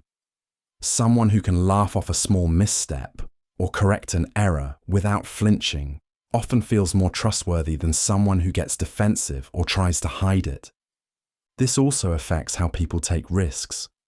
When you're not afraid of imperfection, you're more willing to try new things, speak up, and keep learning. Because failure doesn't feel like a threat to your worth. It's just part of the process. Culturally, confidence is often mistaken for loudness or certainty. But in practice, it's usually quiet. It looks like being relaxed while learning, open when unsure, and calm when criticized. It's not about being bulletproof. It's about being real and still moving forward anyway. And that kind of confidence tends to last longer because it doesn't depend on perfect conditions. It builds strength through the cracks. Representation is invitation. Widen the lens. Who's in the picture tells you who's meant to be in the room. Representation isn't just about visibility. It's about psychological safety. When people see someone who looks like them, sounds like them, or comes from a similar background in roles of influence or respect, it sends a message. You belong here too. In psychology, this is tied to social identity theory, which highlights how our sense of self is shaped by the groups we see ourselves reflected in. If those mirrors are missing, it becomes harder to imagine your place in the story. It's why kids light up when they see a teacher who shares their heritage. It's why workplace diversity isn't just a checkbox. It's a signal that opportunity isn't limited by background. Representation also affects performance. Research has shown that when people feel underrepresented, especially in high-stakes environments, they may experience stereotype threat, a psychological pressure that can actually lower outcomes simply because they feel out of place. But when the environment reflects a wide range of identities, that pressure eases, focus improves, confidence grows. Widening the lens doesn't mean tokenism. It means designing systems, stories, and spaces that mirror the full range of human experience, not just the most common or comfortable ones. Whether that's on stage, in leadership, or on the page, inclusion isn't passive, it's built. Every time we choose who to feature in an ad, a film, a panel, or a curriculum, we're not just representing reality, we're shaping it. And when the lens includes more, the invitation reaches further. Don't meet someone's softness with structure. Someone opens up, hesitant, maybe a little vulnerable, and the reply comes back like a checklist. Have you tried? Here's what you should do. This is what happens when softness is met with structure. The intention might be good. Offer help. Provide clarity, solve the problem. But in moments of emotional openness, structure often feels like a shutdown. It swaps connection for control, presence for planning. When someone shares something personal, a fear, a hope, even a passing frustration, they're often not looking for a fix. They're testing the water. Do I feel safe? Can I trust this moment?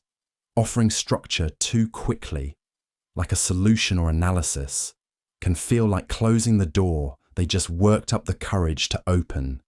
Psychologically, this is about emotional attunement, the ability to read what someone actually needs beneath their words. If someone is speaking softly, tentatively, or with visible emotion, their nervous system is likely seeking regulation through connection, not correction. Matching that energy with warmth, quiet support, or even just attentive listening helps build trust. This doesn't mean you can't be helpful. It means help comes later. First, mirror the tone. If someone shares softly, respond with softness. If they offer vulnerability, hold it gently, not with an action plan, but with understanding. We tend to default to what we're good at.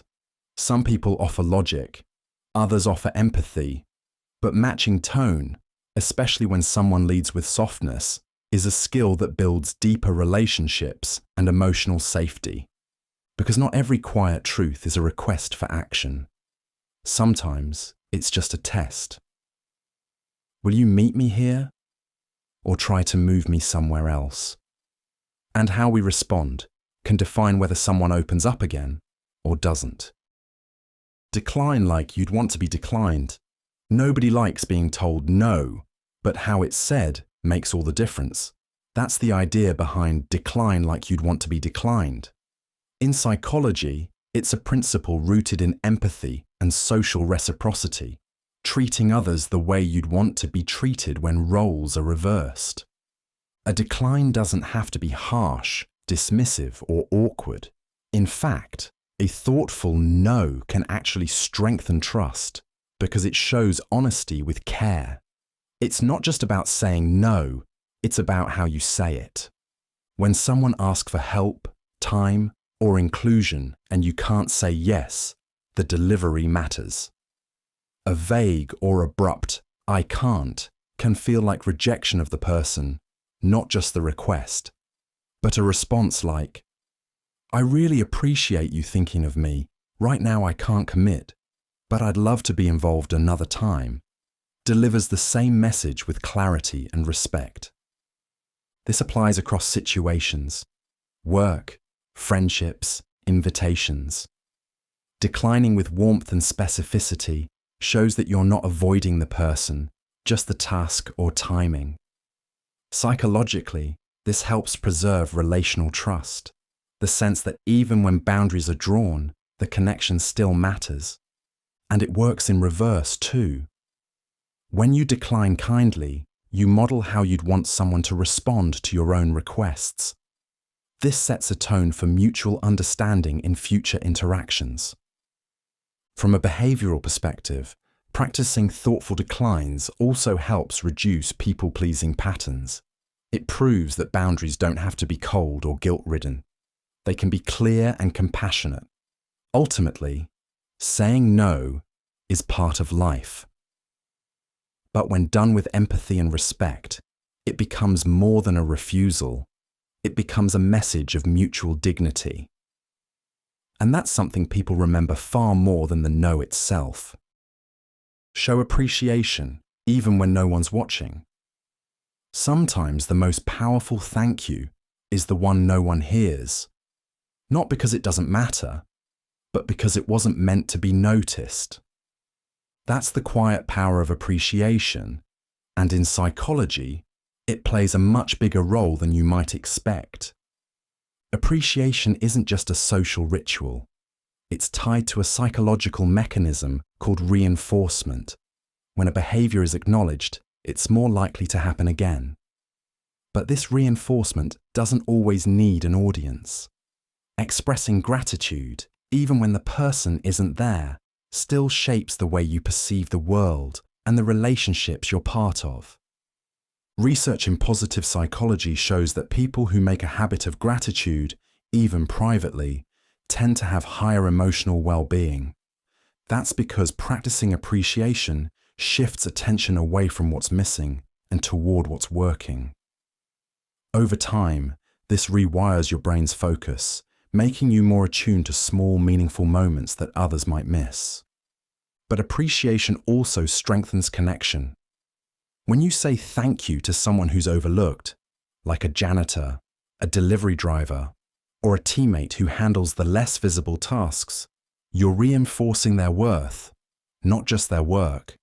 And even if they never hear it, you notice it. It deepens your empathy and encourages pro-social behavior, actions intended to benefit others, even at no personal gain. This isn't about performative gratitude or public praise. It's about building the internal habit of noticing contributions and giving them value. Whether it's complimenting effort, recognizing a pattern of kindness, or simply pausing to appreciate someone's role in your day. These moments shape how you show up in the world. Psychologically speaking, appreciation doesn't have to be loud. It just has to be real. Even in silence, it still works. Imagine invisible traffic lines in every hallway. You don't need a stop sign to know when to pause in a crowded hallway. Without thinking about it, most people naturally veer to one side, give space, and keep a pace that matches the flow. It's not written anywhere, but we tend to follow it. That's the idea behind imagining invisible traffic lines in every hallway. This concept draws from social psychology and behavioral norms, unspoken rules we follow in shared spaces. Just like lanes on a road, we mentally map out how to move through narrow areas without bumping into others. These invisible lines help reduce chaos and maintain social harmony in tight communal environments. It's why walking down the wrong side of a hallway can feel oddly disruptive. Even if no one says anything, people might subtly adjust their movement or give you a look. That's norm violation in action. We subconsciously recognize when someone isn't following the flow. What's interesting is how quickly these traffic lines adapt to local culture. In countries where driving is on the left, people often walk that way too. In schools or offices, the flow might shift depending on where the doors or staircases are.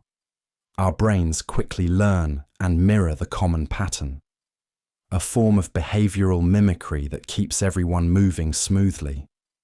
And the benefit goes beyond courtesy. It lowers social friction, improves crowd efficiency, and prevents unnecessary stress. When you're in sync with the flow, you're not just moving through space, you're acknowledging others in it. It's a subtle form of social cooperation.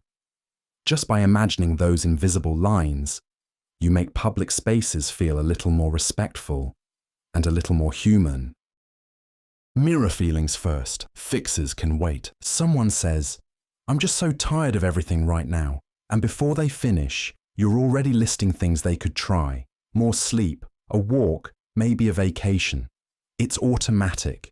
But in that moment, what they really needed was something else, to feel understood. The idea behind mirror feelings first, fixes can wait, is simple but powerful. When people share emotional struggles, their first need isn't usually advice, it's validation. That means showing that you've heard their feelings, not just their words. Mirroring feelings doesn't mean repeating everything back like a robot. It means naming or reflecting the emotion they're expressing in a calm, clear way. If someone says, "I feel stuck," a mirrored response might be, "That sounds really frustrating." No suggestions yet, just acknowledgement. What this does is lower emotional resistance. When someone feels seen and understood, they're more open to conversation and, even later, problem solving. If you skip this step and go straight into, "Here's what to do," it can come off as dismissive, even if your intentions are good. Psychologically, this taps into a basic human need: emotional validation. We all want to know that what we're feeling makes sense to someone else. When that happens, the brain starts to calm down, making people more able to process their thoughts and consider next steps. Mirroring feelings isn't complicated, but it takes awareness. You're listening not just for facts, but for tone, energy, and emotion. It's a pause before the plan. And that small pause can change the whole direction of a conversation, for the better. What you choose when no one's looking is who you are. A lot of choices happen when nobody's around to notice. Holding the elevator for someone, putting the cart back at the grocery store, turning off a light in an empty room. These are the decisions that seem small, maybe even invisible, but they quietly reveal something important. Psychologists refer to this as private morality, the alignment between internal values and external actions, especially when there's no reward, punishment, or recognition involved. In other words, it's about doing the right thing when no one's watching. And these moments can be some of the most honest expressions of who we are. When social pressure disappears, what's left is internal motivation. Behavioral science calls this intrinsic motivation, when we act based on personal values rather than external incentives. For example, someone might recycle not because they fear a fine, but because they care about the environment. Or they might choose not to gossip because they value trust, not because anyone's keeping score. Interestingly, researchers find that when people believe their actions are being observed, they tend to behave more prosocially, more generously, more fairly. But when that spotlight fades, some shift entirely while others stay consistent. This difference comes down to something called self-concept clarity, how clearly someone understands and commits to their values across situations. Integrity isn't always about grand decisions. It often shows up in the quietest ones, the ones with no likes, no credit, no audience. These moments build habits, and habits shape character. So while public choices might tell others who we are, private ones tell us. And psychology shows that the more those two align, the more stable and genuine our behavior becomes. It's not about being perfect. It's about being consistent. even when the room is empty. Use emoji to soften, not to dodge clarity. You've probably seen this before, a message that says, "Let's talk," and another that says, "Let's talk," smiling face emoji. Same words, different feel. That's the quiet power of emoji. Not just decorative, they're emotional signals. And when used well, they can soften tone, reduce friction, and add clarity to flat text. But when misused, they can create the exact opposite: confusion, avoidance, even distrust. The core idea here is simple. Emoji should add warmth, not blur the message. In psychology, this connects to how we interpret tone in digital communication. Without facial expressions or voice cues, our brains fill in the blanks. That's where misunderstanding thrives. Adding a well-placed emoji, like a thumbs-up emoji or a smiling face emoji, can bridge that gap. It's a cue that says, "This message is friendly," even if the words are brief or direct. Especially useful in work chats, group texts, or any time tone might be misread. But the flip side, using emoji to mask what you're really trying to say. If you're delivering bad news, giving feedback, or setting a boundary, sprinkling in too many hearts or smiling faces can feel evasive. It blurs the message instead of clarifying it. Effective communication, even with emoji, is about balance. Be warm, but be honest. Soften, but don't smudge. An emoji shouldn't replace clarity, it should support it. In the end, emoji are just modern punctuation. A digital nod. A gentle hand on the message. When used with care, they can humanize our communication. When overused or misplaced, they can leave people guessing. Use them to connect, not to hide. Own the typo, then fix it publicly. You hit send, and then you see it. A glaring typo in an important email or message. It's easy to panic, ignore it, or quietly hope no one notices. But there's a smarter option. Own the typo, then fix it publicly. Psychologically, this taps into the idea of impression management, or how we shape others' perceptions of us. Mistakes, especially small, visible ones, can feel like threats to our competence. But research shows that acknowledging them, especially with calm and a little humor, often makes us seem more trustworthy, not less. When you point out your own error and correct it openly, you're showing two things: accountability and self-assurance. You're not pretending to be flawless. You're demonstrating that you value accuracy more than ego. This approach works in professional settings, classrooms, even social media. Let's say you post a graphic with a misspelled word. Fixing it quietly might keep things tidy, but owning it in the comments, "Yes, we saw it. Yes, we cringed. It's fixed now," makes you relatable. It tells your audience you're human, not hiding. At work, correcting a presentation slide or resending an updated report with a simple "caught an error, here's the corrected version" builds credibility. It signals that you're paying attention and willing to make adjustments without drama. From a psychological standpoint, this reflects a concept known as psychological flexibility. It's the ability to adapt your behavior without collapsing under the fear of being wrong. That's a trait people respect, especially in leaders, educators, and communicators. Owning small public mistakes doesn't damage your reputation. Avoiding them, denying them, or acting like they didn't happen often does. Fixing them openly is more than correction. It's character in action. Design rooms and conversations with ramps. Not everyone walks into a room or a conversation at the same pace. In physical design, ramps are about access. They allow more people to enter a space with ease, without needing to ask for help. The same principle applies to human interaction.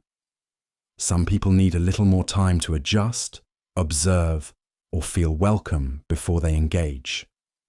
In psychology, this ties to concepts like processing speed, social anxiety, and even introversion.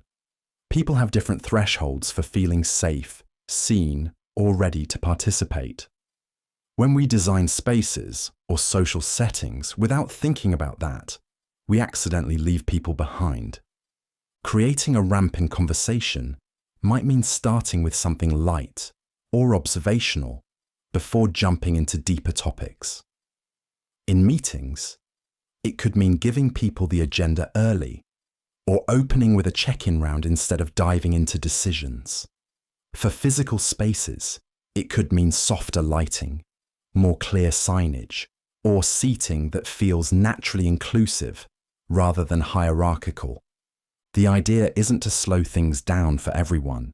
It's to make space where more people can find their footing. The goal is fluency, letting people move into participation smoothly without needing to over-explain themselves or catch up midstream. Inclusion often isn't about grand gestures. It's about subtle designs that reduce friction. When you add a ramp, you're not lowering standards, you're raising access. Whether it's a group chat, a classroom, or a community event, the question becomes, can more people enter with dignity? Because the more welcoming your design, social or physical, the more human your space becomes. Let people grieve without tidying it. Grief doesn't follow a clean schedule. It doesn't show up politely or wrap itself up in a few neatly written paragraphs. But when we see someone grieving, our instinct is often to tidy it, say something comforting, redirect their focus, or help them move on. The idea behind let people grieve without tidying it is about making room for emotions that are messy, unpredictable, and deeply human. In psychology, grief is not a problem to be solved. It's a process people go through in their own way, at their own pace. Trying to organize someone else's grief by offering solutions or reframing the situation can actually make things harder. When you say things like, they're in a better place, or at least you had time to say goodbye, you may mean well. But what often gets communicated is, your pain makes me uncomfortable, so I need to package it into something easier to handle. Letting someone grieve without tidying it means letting them cry, talk in circles, go quiet, or feel stuck, without trying to rush them out of it. It's about being there without managing the emotion. No pep talks, no silver linings, just presence. For example, if a friend is going through a breakup or a loss, you don't have to search for the perfect thing to say. You can simply say, I'm here if you need to talk, and mean it. That kind of steady support gives them space to process what they're feeling, instead of performing like they're okay. Grief often feels chaotic from the inside. The most supportive thing you can do is to not make it smaller or cleaner than it really is. Just let it be what it is, and let them know you'll stay through it. Let them cancel, no guilt required. Sometimes plans fall through. Someone texts last minute to cancel dinner, reschedule a meeting, or say they're just not up for it today. And even if you understand, a little part of you might feel let down, or worse, annoyed. But here's the thing. Allowing someone to cancel without guilt isn't just kind, it's psychologically wise. Our brains are wired for social connection, but also for self-preservation. When someone cancels, especially with an honest reason, exhaustion, stress, anxiety, they're choosing honesty over performance. That's not a betrayal of the relationship.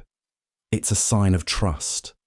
Responding with frustration or guilt, even subtly, teaches the other person to mask what they need. Over time, it chips away at emotional safety. People begin showing up when they're running on empty, not because they want to, but because they're afraid not to.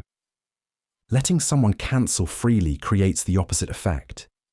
It builds trust. It signals that your relationship isn't conditional on constant availability or perfect timing. And that matters, especially for those who struggle with burnout, social anxiety, or chronic overwhelm. It's also worth noting that many people over-apologize when they cancel, even if they've done nothing wrong. That's not because they're inconsiderate, it's because they've likely been made to feel guilty before. Meeting that moment with calm, no-pressure reassurance helps undo that learned fear. Of course, it's okay to be disappointed, but we can hold that disappointment quietly without layering it onto someone else. In the long run, flexibility strengthens connection more than forced presence ever could. Because the relationships that last aren't built on flawless attendance, they're built on mutual understanding. Letting someone step back without shame isn't weakness. It's one of the strongest signals of care we can give. Ask if they want advice or just space. Someone opens up to you about a tough day, and before they finish their sentence, you're already suggesting solutions. It's instinctive. You want to help, but sometimes trying to fix things too quickly does more harm than good. The psychology behind ask if they want advice or just space is about giving people control over how they process their emotions. When someone shares a personal struggle, it can feel like an invitation to jump in with ideas, tips, or encouragement. But not everyone is looking for that. In fact, many people just want to be heard, not helped. By simply asking, "Do you want advice? Or do you just want to talk?" you give the other person the chance to guide the conversation in the way they need. It's a small question, but it shifts the dynamic. Instead of assuming what's helpful, you're offering a choice. And that choice creates emotional safety. For example, a friend says, "I'm overwhelmed at work." A typical response might be, "You should take a break or talk to your manager." That's advice. But if they weren't ready for solutions, it can feel dismissive. Now compare that with, "Do you want to vent or figure something out?" It lets them decide the direction. Psychologically, this shows empathy in action. You're not just responding to what was said, you're responding to what was needed. It reduces miscommunication, lowers the chance of defensiveness, and makes it easier for people to open up again in the future. It's a simple question, but it builds emotional intelligence on both sides. And over time, this one habit can completely change how supported people feel in your presence. Protect what's sacred, even when it's subtle. Some of the most important things in life don't announce themselves. A morning ritual, an inside joke, the silence shared in a familiar space. These aren't grand or obvious, but they matter. And that's the heart of this idea. Protect what's sacred, even when it's subtle. In psychology, this touches on the concept of meaning-making. Humans assign value to moments, habits, and gestures that may seem ordinary on the surface, but carry emotional or symbolic weight underneath. When those things are overlooked, interrupted, or dismissed, it can feel like something small has been broken and something big has been ignored. Take, for example, the friend who always calls during their evening walk. It's not labeled a ritual, but it is one. Or the coworker who arranges their desk the same way every morning, not because it's efficient, but because it calms them. These moments aren't dramatic, but they're meaningful. And when others don't see their value, it can create a subtle kind of disconnection. Protecting these things means noticing them, respecting them, not brushing them off just because they're quiet. It might be holding space for a weekly habit, even when schedules get tight, or letting a moment breathe instead of filling it. It's about honoring what stabilizes us, not just what entertains or impresses. Over time, these subtle sacreds build a foundation. They tell people, "This matters. You matter. And when those messages are repeated, not loudly, but consistently, they become a form of care that's harder to shake than any grand gesture. Because the sacred isn't always ceremonial. Sometimes it's just quietly woven into the rhythm of ordinary life. And recognizing that is what makes a connection last. Don't solve pain before you've heard it. Someone says, "I've been really overwhelmed lately," and within seconds, you're already offering tips, more sleep, better time management, maybe a new routine. It feels like you're helping, but in reality, you might be skipping the most important part.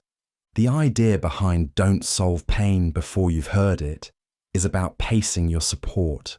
When people open up, especially about something difficult, they're not always ready for solutions.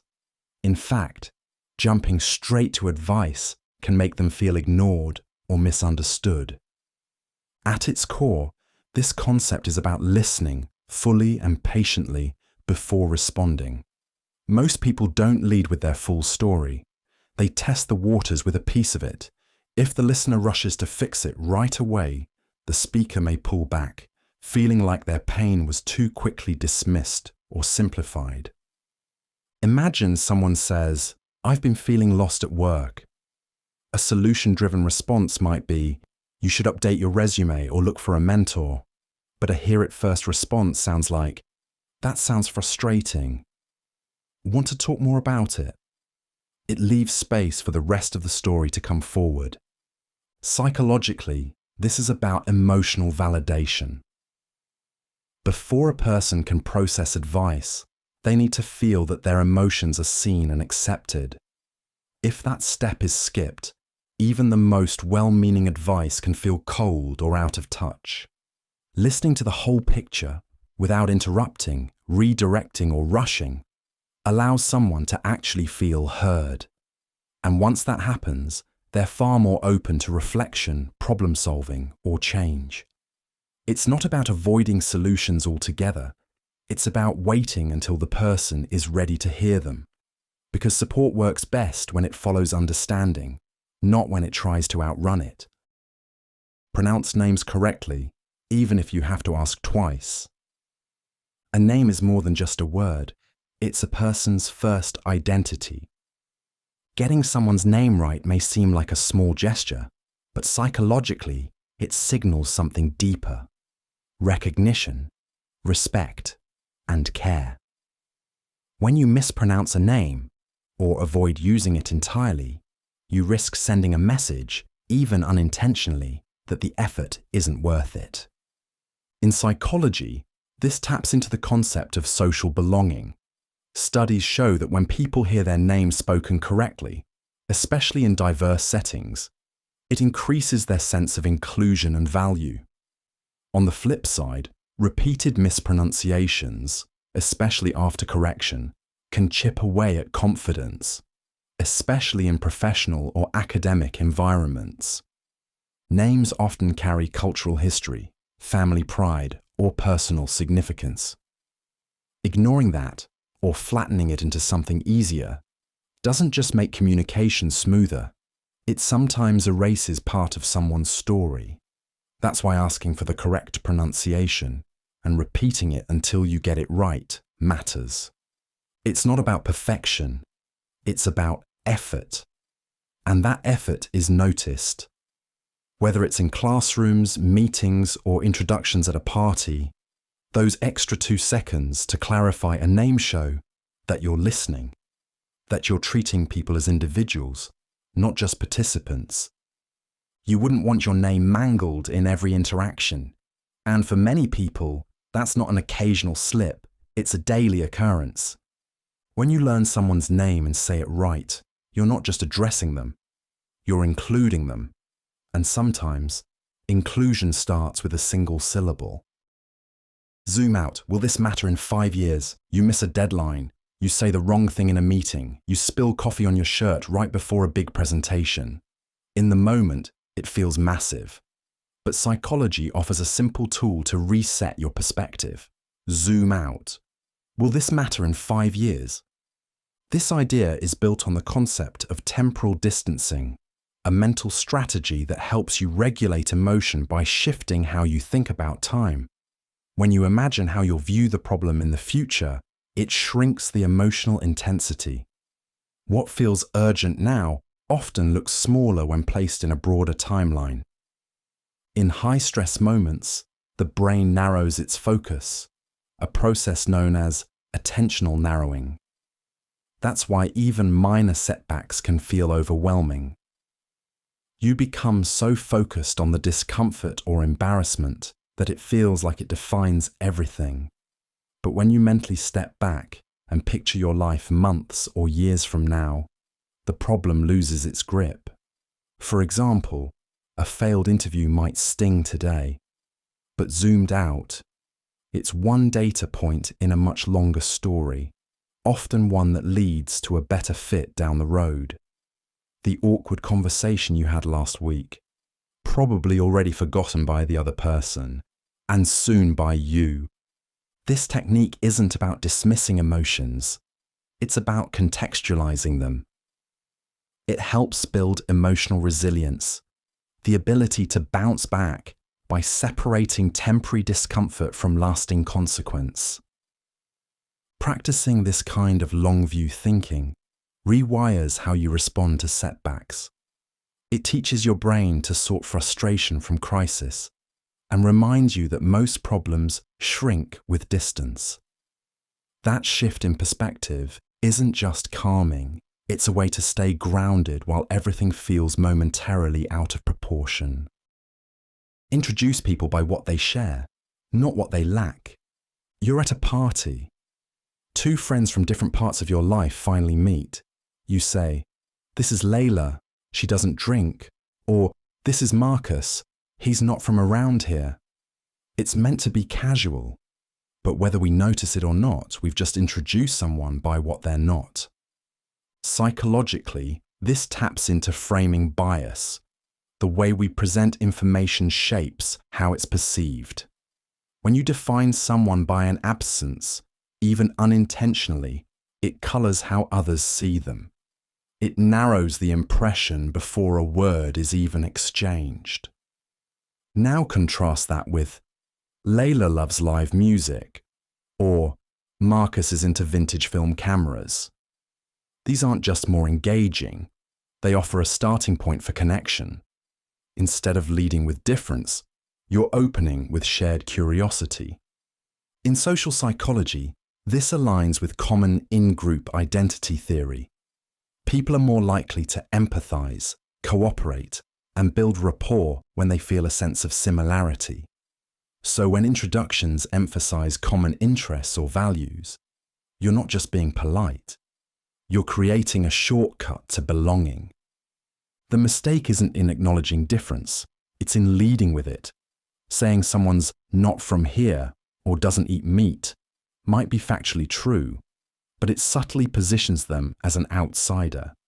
And our brains are wired to pick up on that framing, even if the person speaking had good intentions. Introducing people by what they share isn't about ignoring differences. It's about choosing a starting line that draws people in rather than pushing them to the edge. It's a small tweak with surprisingly big effects. Because in the first few seconds of meeting someone, people look for reasons to connect. And how you frame those few seconds can make all the difference. Curate memories, not just milestones. A birthday, a graduation, a wedding. These are milestones. They're the dates we circle on calendars, the ones people tend to remember. But psychology suggests something even more powerful. Don't just chase milestones, curate memories. Milestones are external markers. They show what happened, but memories show how it felt. And in the long run, how we feel about our lives matters more than what we can list. That's where the psychology of memory comes in. Memory isn't a perfect record. It's selective. Our brains hold on to experiences that are emotionally rich, not just socially significant. Psychologists call this the reminiscence bump. the tendency to remember meaningful, vivid moments, often from early adulthood, that stand out not because of the event itself, but because of the emotional connection attached to it. So, for example, the small dinner with close friends may outlast the memory of a large formal banquet. A spontaneous road trip can leave a deeper imprint than the official vacation that came with a packed itinerary. The key is intentional encoding. That means giving attention to a moment while it's happening, not just taking a picture of it. It means being present, emotionally and mentally, so your brain recognizes the experience as something worth storing. This is especially relevant in a world that emphasizes performance and productivity. We often chase goals so fast we forget to slow down and take snapshots with our mind, not just our phone. But research shows that emotionally salient moments, not big achievements, contribute more to our sense of fulfillment and identity over time. Curating memories is about making room for meaning, not just checking boxes. It's what turns ordinary time into something worth remembering. Stay until the story finishes.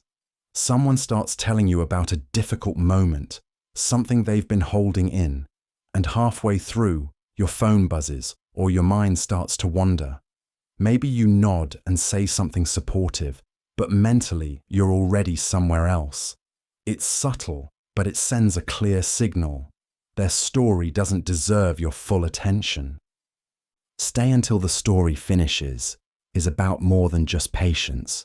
It's about presence. In psychology, when someone shares a vulnerable experience, they're doing something that involves risk.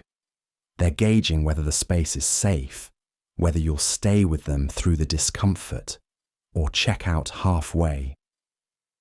When a story is emotional or deeply personal, it doesn't always come out smoothly. People pause, lose their words, or backtrack. That doesn't mean they're done. It means they're still processing as they speak. Jumping in too early with advice, conclusions, or a new topic can shut down what could have been a meaningful connection. For example, someone might start telling you about a falling out with a family member. Mid-sentence, they pause or say, "It's stupid, never mind." This is the moment to stay, not to agree it's stupid and move on. Staying means gently waiting, signaling with your posture or a short, "I'm listening," that it's okay to continue. Psychologically, this reinforces emotional safety. It tells the speaker that their words matter, even if they arrive slowly or awkwardly. And it encourages future openness, because people remember when they felt truly heard. Holding your attention just a little longer than feels necessary can make a big difference. Often, the most honest part of a story comes right after the moment most people tune out. Staying until it's finished doesn't just show respect, it's how trust is built. Spot the single player in the multiplayer lobby. You're in a group chat. Everyone's cracking jokes, throwing memes, and the energy feels shared. Except one person keeps replying with off-topic rants or dominating every thread like it's a solo stage. That's the single player in the multiplayer lobby. In psychology, this behavior relates to social attunement, the ability to match your actions with the mood, pace, and purpose of a group. When someone treats a group dynamic like a personal monologue, it's often a sign of low social synchrony, a disconnect between personal needs and the group's rhythm. Sometimes this happens because a person is unaware of how they're coming across. They may be anxious, overexcited, or just misreading the room. In other cases, it can reflect something called egocentric communication, where the speaker's focus stays entirely on their own experience, without adjusting to how others are responding. Spotting it doesn't mean judging it. It means noticing when the flow breaks. In team meetings, it's the person who talks long past their turn. In friend groups, it's the one who hijacks every story to tell their own. They aren't necessarily trying to disrupt anything. They might not realize the group is a shared space. Understanding this dynamic matters because smooth social interaction depends on turn-taking, empathy, and mutual awareness. When just one person plays by different rules, it puts pressure on everyone else to either accommodate or disengage. Recognizing when someone's playing solo in a group space isn't about calling them out. It's about finding small ways to bring them back into the fold through gentle cues, redirection, or offering space without isolation. Because multiplayer works best when everyone remembers they're not alone at the controls. Replace "let me know" with a specific offer. When someone's having a hard time, it's natural to want to help. So we say, "Let me know if you need anything." It sounds thoughtful, but it rarely leads to action. That's because in moments of stress, vague offers feel more like pressure than support. The psychology behind this comes down to cognitive load, the mental effort required to process, plan, and make decisions. When people are overwhelmed, even simple tasks like figuring out what kind of help to ask for can feel exhausting. So when you say, "let me know," the intention is kind, but the burden shifts back onto them to figure out how to respond. Replacing that phrase with a specific offer lowers the barrier. It turns support from something abstract into something they can actually use. For example, instead of saying, "let me know if you need help," say, "I can bring dinner Tuesday night. Would that help?" Or, "I'm free Friday. Do you want me to take the kids for a few hours?" These offers work better because they require less decision-making. The person doesn't have to scan through options or feel awkward about asking. All they need to do is accept or not. Either way, it gives them back some energy. This idea also taps into proactive empathy, a type of support where you anticipate someone's needs instead of waiting for them to ask. It shows you're not just available, you're paying attention. Offering something concrete is one of the simplest ways to make kindness more effective. It turns well-meaning words into something useful. And when someone is already doing their best to stay afloat, removing just one decision from their plate can feel like real relief. Merge like a zipper, not a joust. You've probably been there, two lanes merging into one, and everyone either speeds up to cut ahead or slams the brakes to avoid collision. But there's a smoother way, and it's not just about driving. It's about how we navigate shared space, whether on the road, in a workplace, or in everyday life. The idea is simple. Merge like a zipper, not a joust. In traffic psychology, this is called zipper merging, and it's not just polite, it's efficient. When each car takes turns at the merge point, it reduces congestion and frustration. But the psychology behind it reflects something deeper: how we manage fairness, cooperation, and social flow. People often treat merging as a contest, racing to be first or blocking others out. That mindset taps into competitive social dynamics where we see limited space or opportunity as something to guard or conquer. But psychology shows that cooperation, even in small interactions, increases trust and reduces stress. The zipper model relies on mutual awareness. Each side gives a little, and that's what makes it work. Not dominance, but reciprocal concession. It applies to conversations too. Think of a group discussion where people alternate speaking instead of one person monopolizing the airtime, or a meeting where contributions flow because people feel heard rather than overridden. Merging like a zipper is a reminder that systems, whether mechanical or social, run better when everyone understands timing, respect, and shared movement. It's not about slowing down or giving up your space. It's about syncing with others, so no one has to fight just to belong. And that small shift, on the road or in a room, makes everything run smoother. Not because one side wins, but because both sides move forward together. Don't interrupt joy with skepticism. When someone's eyes light up talking about a new idea, a plan, or a small win, they're sharing more than just information. They're inviting you into their excitement. Don't interrupt joy with skepticism is a reminder to be careful with how we respond to other people's enthusiasm. It's easy to jump in with questions, concerns, or caveats. And often, it comes from a good place, wanting to be realistic, helpful, or protective. But in that moment, those reactions can feel more like resistance than support. Joy is fragile, especially in its early stages. When someone shares something that makes them feel alive, they're in a vulnerable state. Cutting that down with a doubtful, "Are you sure that'll work?" or a dismissive, "That's been done before," can feel like a splash of cold water on a warm moment. This doesn't mean abandoning critical thinking. There's a time for questions. But early joy, especially the kind people share freely, isn't always asking for feedback. It's asking for a witness. When you respond with shared energy, even a small smile or a "that's awesome," you help build emotional safety. And that safety encourages openness, creativity, and deeper trust. Consider a kid excitedly explaining a wild invention. The worst thing you can do is immediately correct the physics.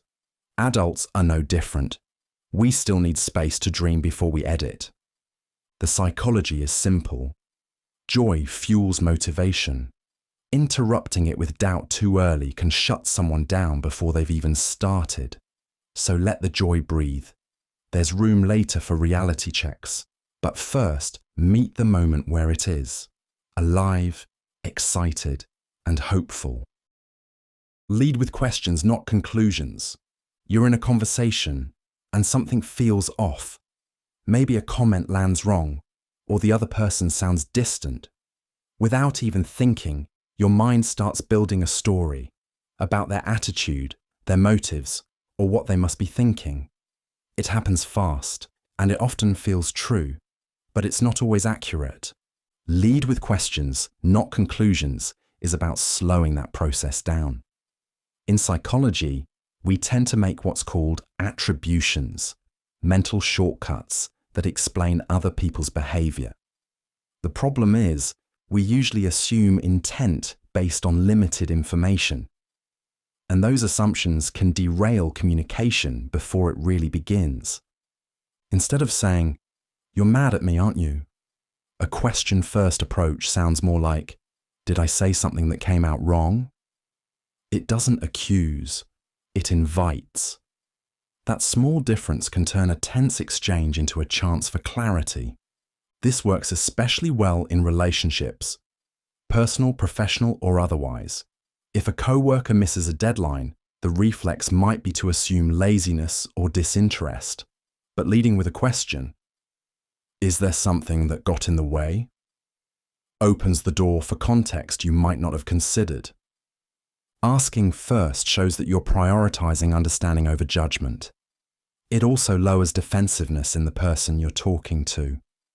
When people feel safe from blame, they're more likely to be honest, and the conversation becomes productive rather than reactive. This shift doesn't require a dramatic change in behavior, just a habit of pausing before labeling. Replace assumptions with curiosity. That one habit can make difficult conversations smoother and good conversations even more meaningful. Hold the elevator, even if you're in a rush. You're stepping into an elevator. You're late, the doors are closing, and just as they begin to shut, someone rounds the corner. You have a choice. Press the open button or let it slide shut. Holding the elevator, even when you're in a rush, is a small act, but it reveals a lot about how we balance personal urgency with social empathy. Psychologically, this taps into what's known as pro-social behavior, actions intended to benefit others, even at a slight cost to ourselves. What makes this moment interesting is the tension. You're not being asked for much, just a second or two. Yet your brain, primed for efficiency and urgency, might resist. Social psychology shows that when we feel rushed, our capacity for empathy shrinks. The famous Good Samaritan experiment revealed that people in a hurry are far less likely to help others, even when the need is clear.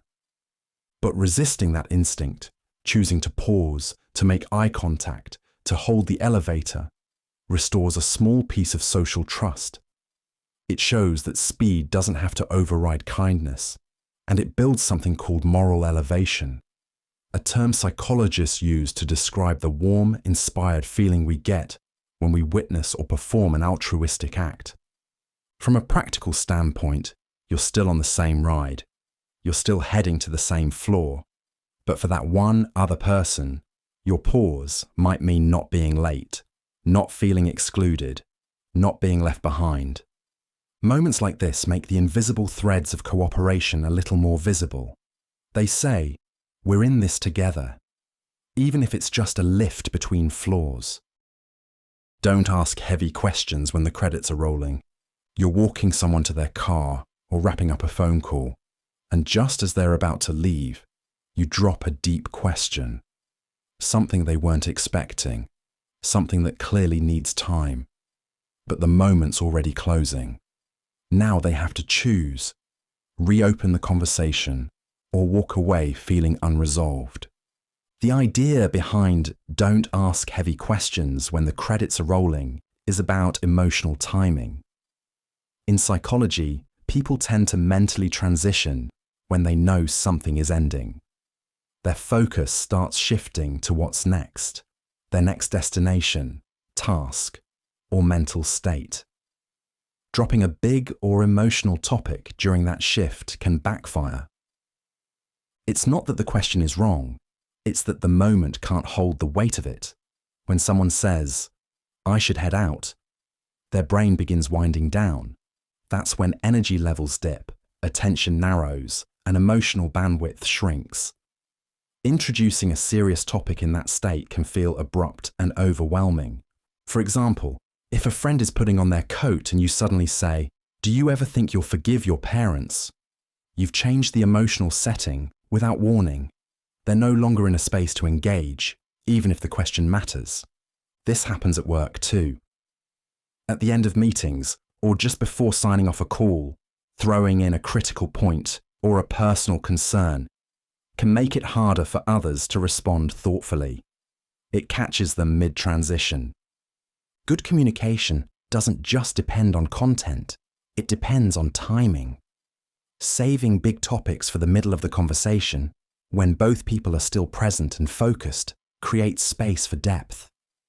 Because heavy questions deserve attention, and attention needs the right conditions to show up. Let someone stay mad without fixing it. When someone's upset, the urge to fix it kicks in fast. We want to calm them down, talk it out, or move things along. But not every emotion needs a repair.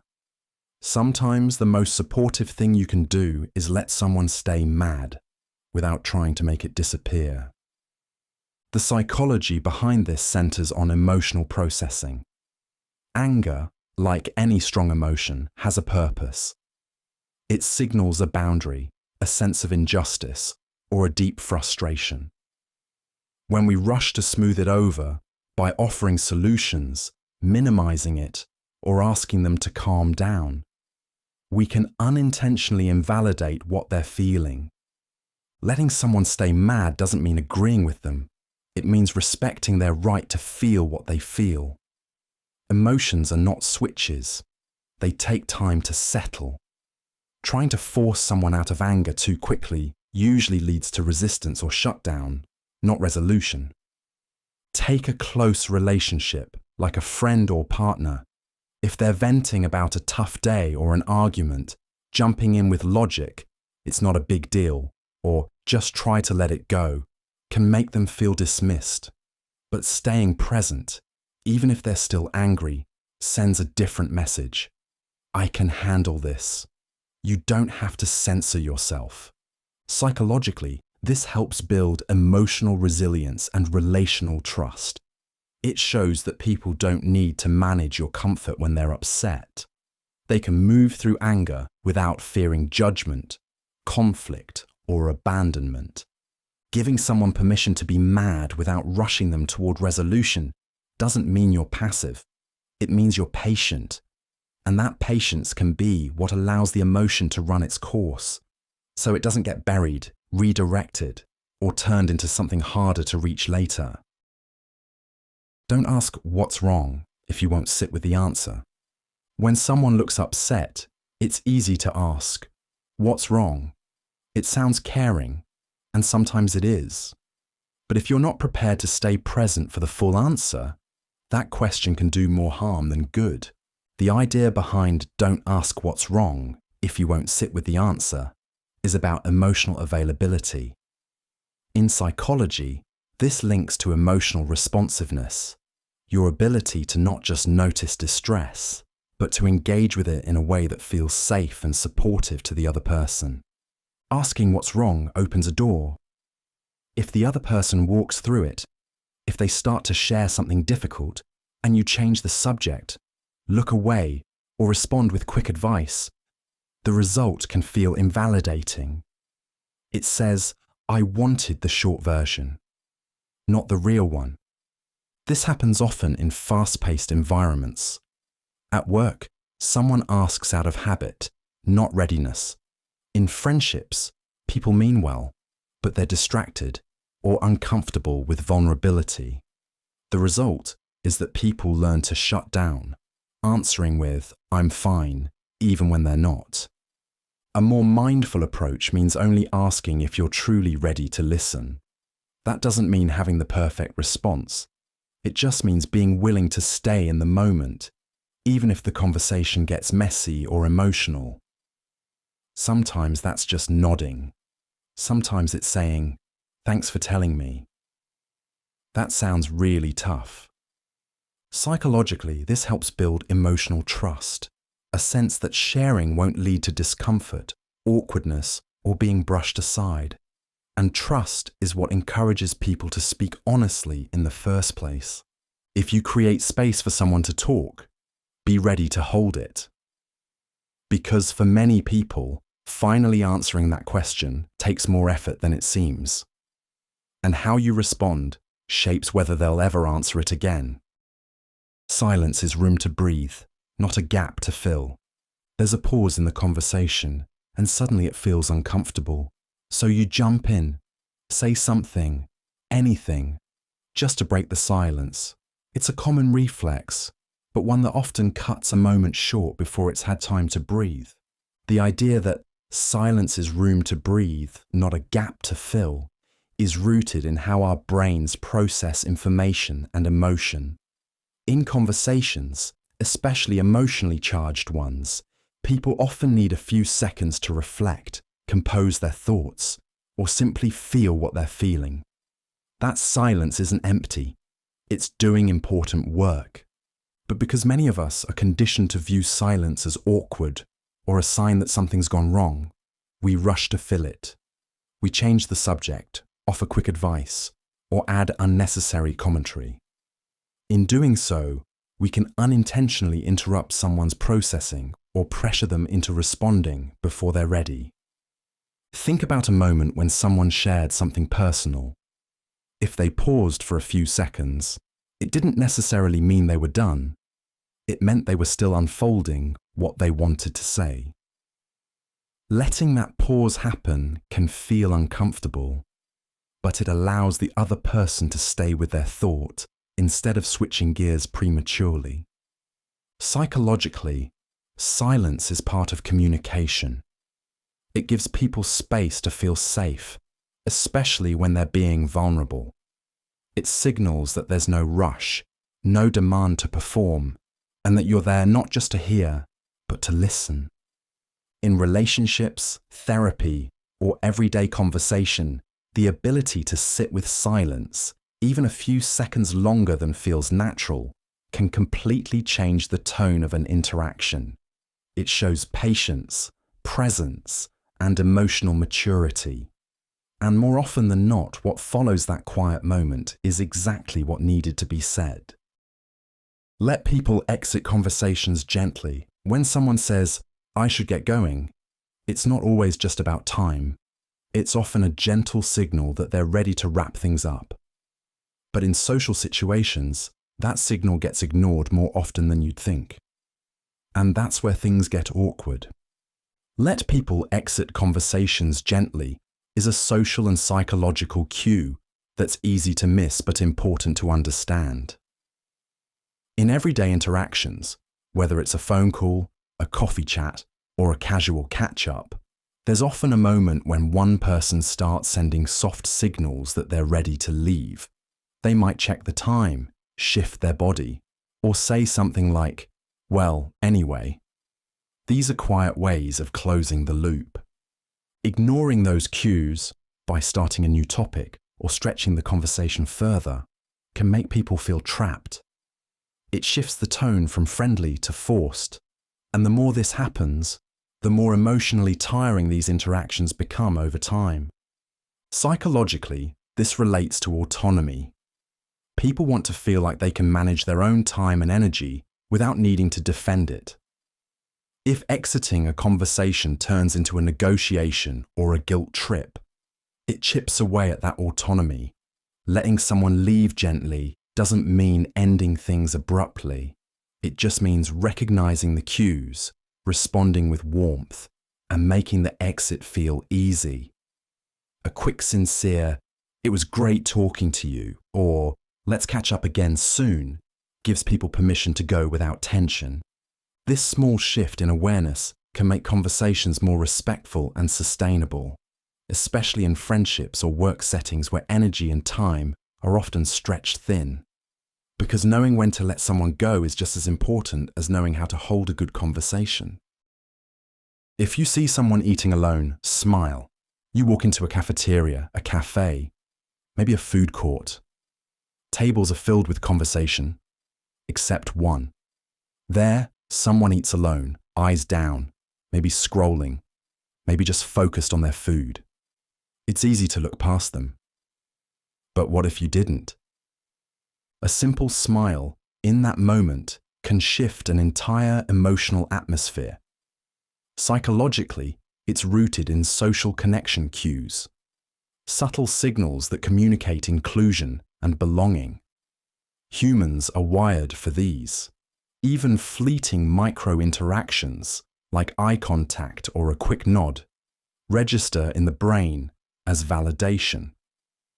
Eating alone can feel vulnerable. It's one of those small settings where people may be more aware of being seen or ignored. Social psychology calls this the spotlight effect. We often believe others are noticing us more than they really are. But for someone sitting solo, the spotlight can feel real. A smile doesn't fix loneliness. It doesn't turn a stranger into a friend, but it does say, "You're seen." And that's not trivial. Research on emotional well-being shows that casual social gestures, known as weak ties, can significantly boost mood. You don't need deep conversation to make a difference. Just warmth, just recognition. It's also a form of social permission. When you smile at someone alone, you're not pitying them. You're telling them their presence is just as valid as anyone else's, that they're not out of place. In a world that often rushes past the quiet corners, that small act of acknowledgement can land like a light on a dark surface. It asks nothing in return. It's over in a second. But sometimes, a second is all someone needs to feel a little less invisible. Describe impact before intent. You say something you didn't mean to hurt anyone, but someone ends up hurt anyway. Your first instinct might be to explain. "That's not what I meant. I was just joking." But in moments like that, there's something more helpful to do first. Describe the impact before the intent. In psychology, this ties into how people process conflict. When someone feels hurt or dismissed, their emotional reaction is based on impact, how something made them feel. If you jump straight to explaining your intent, it can feel like you're skipping over their experience. That often leads to defensiveness and shuts down connection. Let's break it down. If you accidentally offended someone with a comment saying "I didn't mean it that way" may be true, but it doesn't address what actually happened. Instead, saying "I can see that what I said upset you" shows that you're focused on the effect your words had. That creates room for trust to rebuild. This approach doesn't mean taking blame for something you didn't do maliciously. It means acknowledging the emotional impact before jumping into justification. It shows empathy before explanation. And that order matters. In conflict resolution research, this method helps reduce resistance and makes people more receptive. It calms the emotional brain by validating the person's reality. After that, intent becomes easier to discuss and more likely to be understood. This concept works in personal relationships, teams, and even public apologies. When people feel like their emotions are being acknowledged, they're more likely to stay in the conversation instead of shutting down or escalating. Describing impact first is a small shift, but one that turns conflict from a standoff into a dialogue. And it's often the moment where real repair begins. Make space for the late bloomer. They didn't peak in high school or college or even their 20s, while others raced ahead, landing jobs, launching startups, checking boxes. They were still figuring out what lane to drive in. But here's the thing. Not everyone blooms on the same schedule. In psychology, this idea aligns with developmental timing, the understanding that people grow, change, and succeed at very different rates. Whether it's emotional maturity, social confidence, or career direction. Milestones don't happen on a fixed timeline. Some arrive early, others arrive later, and some take a scenic route that doesn't look like anyone else's. But socially, the late bloomer often gets overlooked. In classrooms, they may be labeled as underperforming. In workplaces, they may be passed over. And in social circles, their progress can be quietly judged.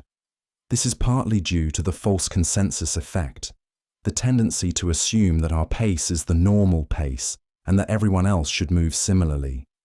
Making space for the late bloomer means removing that pressure. It means creating environments where people are allowed to catch up without shame.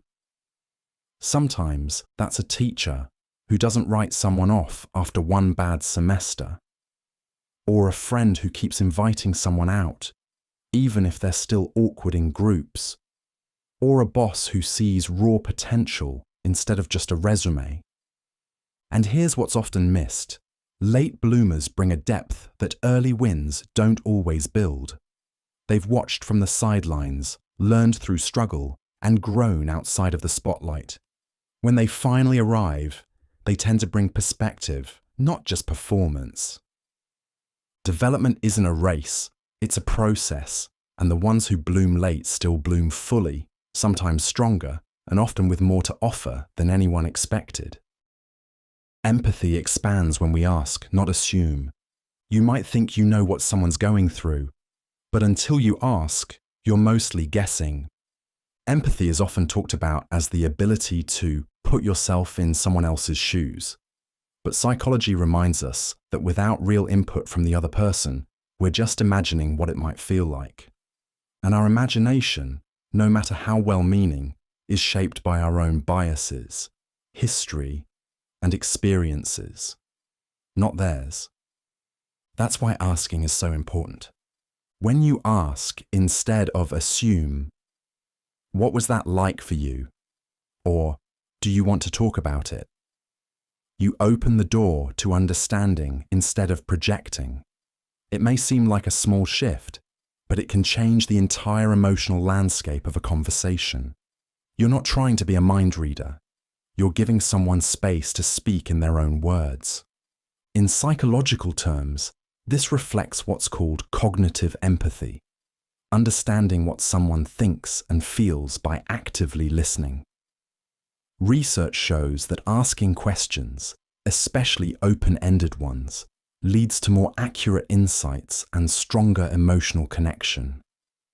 It's the difference between thinking, "I bet they feel embarrassed," versus hearing, "I felt ignored, not embarrassed," which might totally reframe how you respond.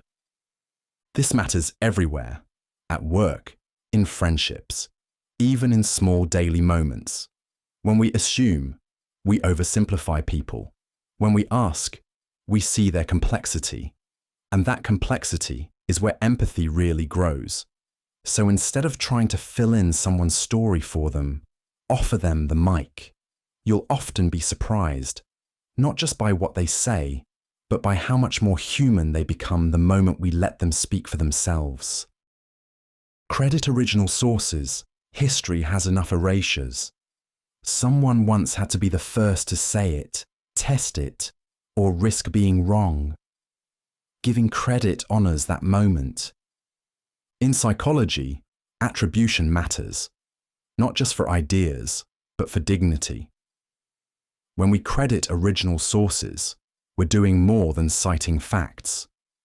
We're reinforcing the value of intellectual labor, especially from voices that history often overlooks. Psychologists call this source memory, our ability to recall where information came from. But culturally, source memory can get fuzzy. Ideas travel fast, quotes get trimmed, and authorship blurs.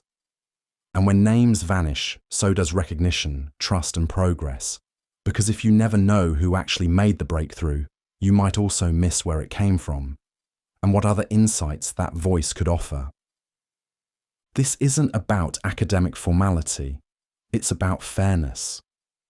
In every field, many contributions by marginalized groups have been absorbed without credit. From discoveries in neuroscience to practices in therapy, history is full of ideas that gain traction only after being repeated by more acceptable figures. Giving credit builds integrity. It teaches respect. And it also shows others that their voices might matter too, that speaking up might actually lead somewhere. Whether it's a classroom idea, a social media post, or a team project, acknowledgement creates trust. It tells people your work is seen and it counts. At the end of the day, erasure isn't just about the past, it shapes who gets heard in the present. When you name the source, you reinforce a culture where ideas aren't just borrowed, they're honored. And that small gesture keeps more minds in the conversation. Being right is less important than being kind. Arguments often spiral not because of what was said, but because of how badly each side needed to be right.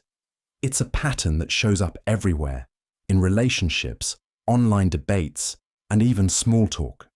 But there's a simple truth at the heart of it. Being right is less important than being kind. This idea centers on the psychology of communication and emotional regulation. In the middle of a disagreement, the brain often moves into what's called a defensive state. The goal shifts from understanding to winning.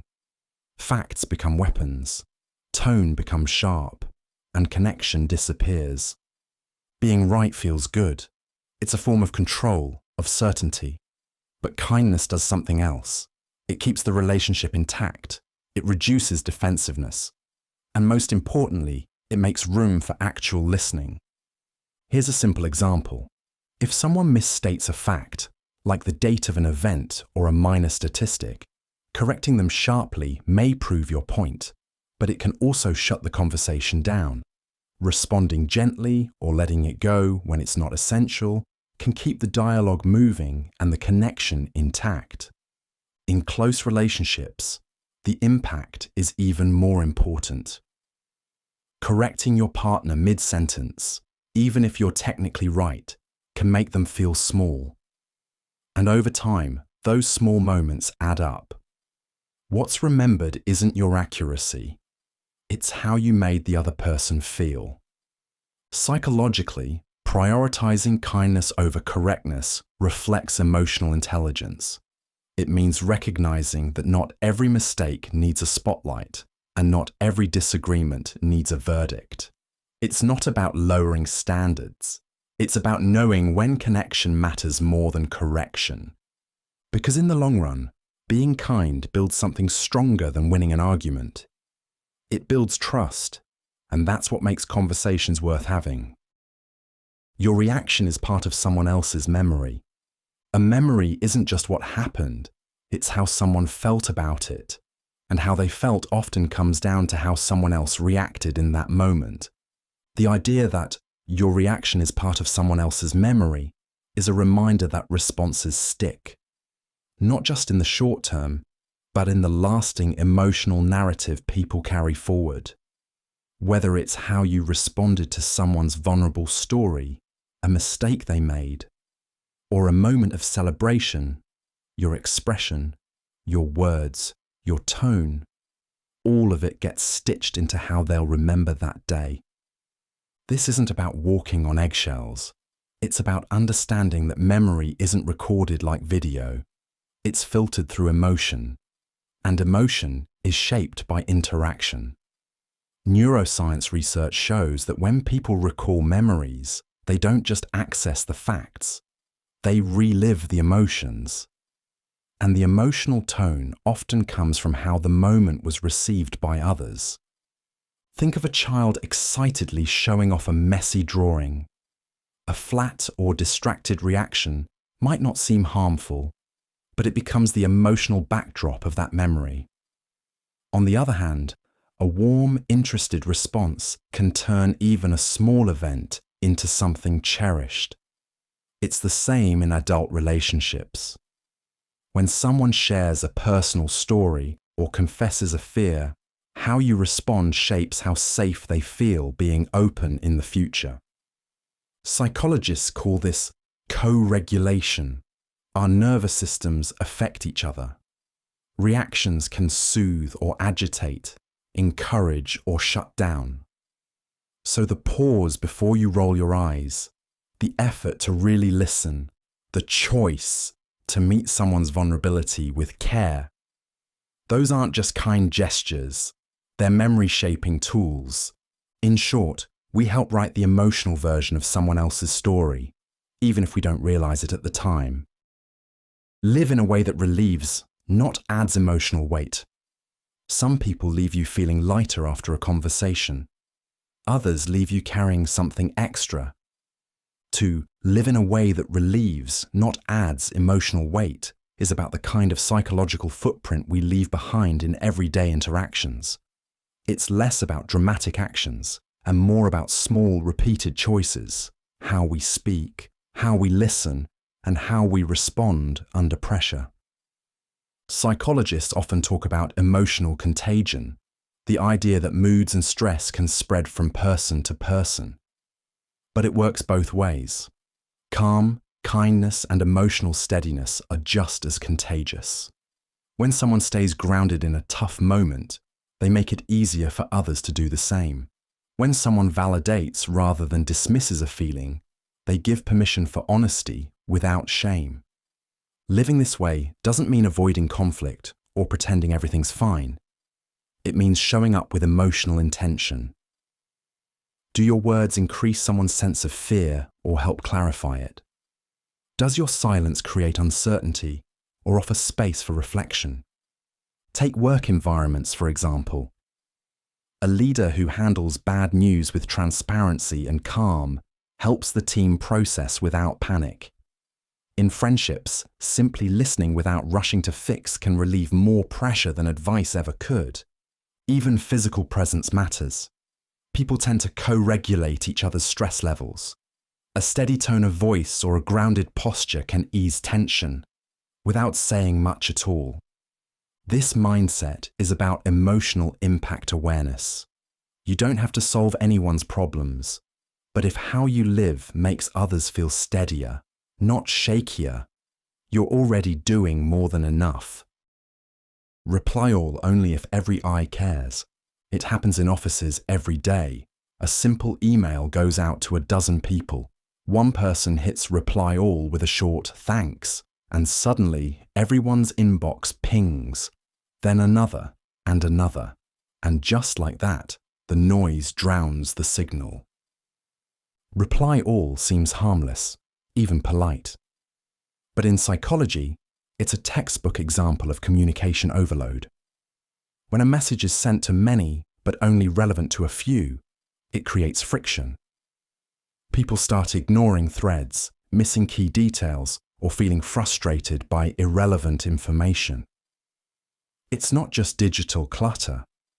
It's a small hit to collective attention. In cognitive science, this touches on attention economics, the idea that attention is a limited resource.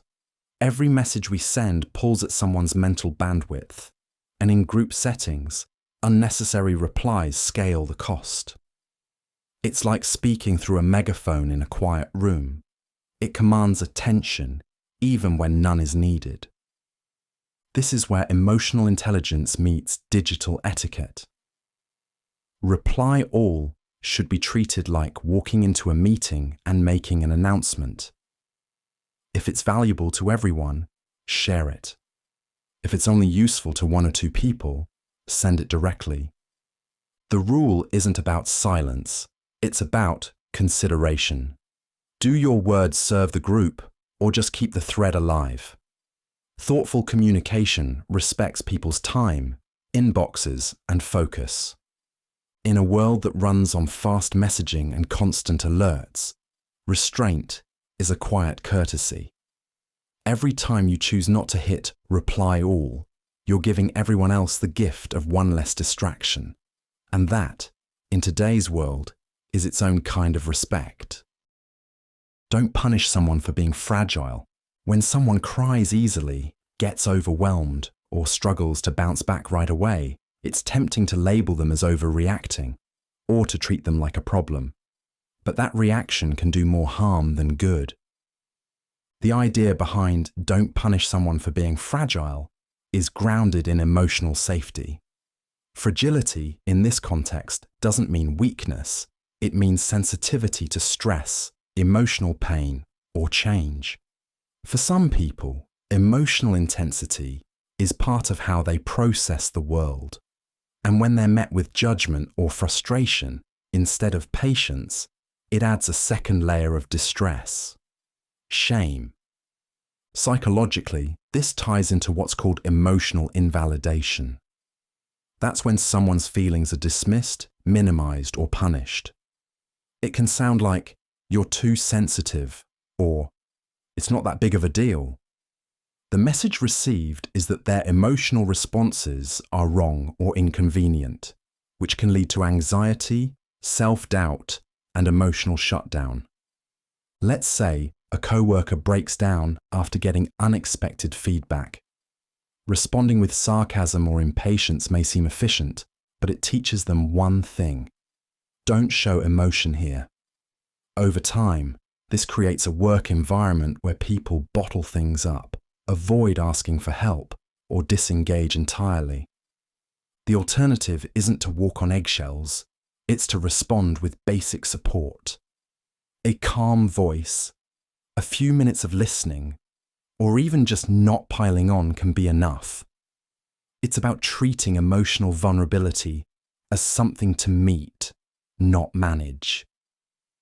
Fragility isn't permanent.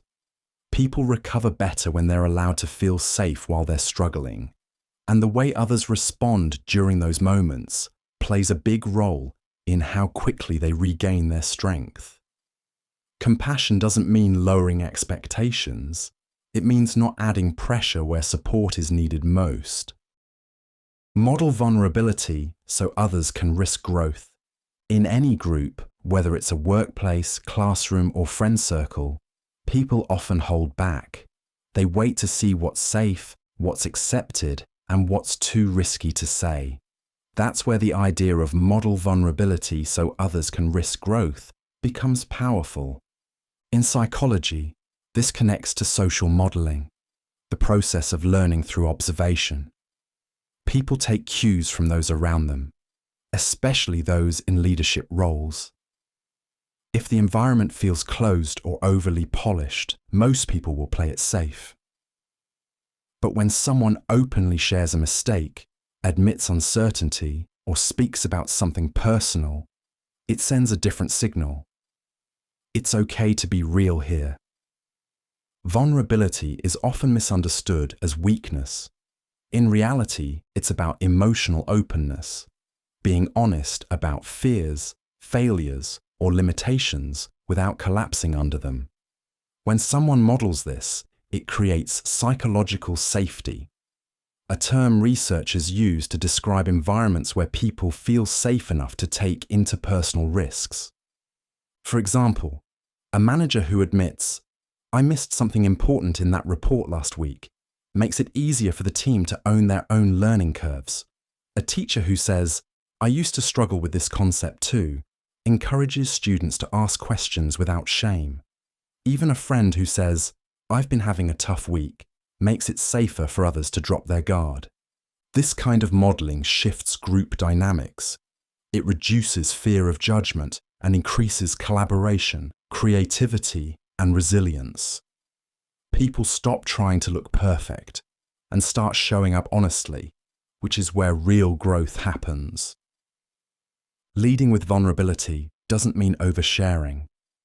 It means being willing to go first, because in human groups, permission often travels silently, and the person who opens up first gives everyone else a little more room to grow. Don't be the first one to laugh at your own joke. Sometimes, what you say is funny, but when you rush to laugh at it before anyone else does, something shifts. It's no longer about the moment. It becomes about your need for reassurance. Don't be the first one to laugh at your own joke isn't a rule about humor. It's about timing, trust, and the subtle psychology of connection. When someone tells a joke and immediately bursts into laughter, it can come across less like confidence and more like nervousness. It's a preemptive move, cutting off the chance of silence by filling it first. But in doing so, it often interrupts the natural rhythm of social interaction. Laughter, in groups, is contagious because it's shared. It spreads when people feel in sync. That sync can be broken when one person is trying too hard to lead it. Think about a good comedian. They wait. They land the line and let the audience come to it. That pause. That's where the magic builds. In everyday conversation, it works the same way. There's also a deeper layer. Laughing at your own joke too early can signal insecurity. It can seem like you're asking for approval before others have even had a chance to respond. On the other hand, holding back, even just for a beat, suggests confidence. It shows you're comfortable enough to let the moment land on its own. Of course, sharing a chuckle is human, but when your laughter jumps ahead of everyone else's, it's no longer a shared reaction, it's a cue. And sometimes that cue says more about how you feel than what you said. In conversations, timing speaks louder than words, and humor, when trusted to breathe, often travels farther. Let others outgrow your memory of them. Let others outgrow your memory of them is about allowing people the space to evolve, even if it disrupts the way we've come to understand them. Psychologically, it's common to lock people into fixed identities, especially those we've known for a long time. A shy sibling, a flaky friend, a difficult coworker. Once we've labeled someone, we tend to filter new behavior through that old lens. This is called confirmation bias. We pay more attention to evidence that supports our existing beliefs and ignore what contradicts them. But people aren't static. Experiences, setbacks, therapy, even a new environment, these can all shift the way someone moves through the world. When we resist updating our view of them, we're not just limiting them, we're distorting reality. You might notice this in small ways. Someone who used to avoid responsibility is now stepping up, but no one acknowledges it. A person who once struggled with communication is clearly trying, but their effort gets dismissed.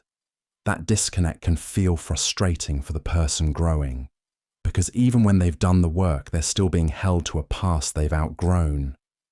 Letting someone outgrow your memory of them means checking your assumptions, watching what they do now, not just what they did then, and maybe even allowing the relationship to be something different too. Growth doesn't always come with announcements. Sometimes the only clue is a pattern that quietly changes. And when we recognize it without dragging the past back in, we make room for something healthier, for them and for us. Answer the call even if it's awkward. There are some calls you don't expect.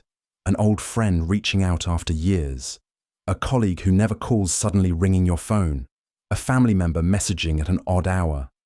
And sometimes the easiest response is to let it ring. But answering, even when it feels awkward, can matter more than it seems. Psychologically, when people reach out, especially unexpectedly or clumsily, they're often doing so from a vulnerable place. Maybe they don't know how to say what they really mean. Maybe they're trying to bridge a gap they weren't sure could be crossed. The message might not be perfect, but the act itself is significant. Avoidance often feels safer.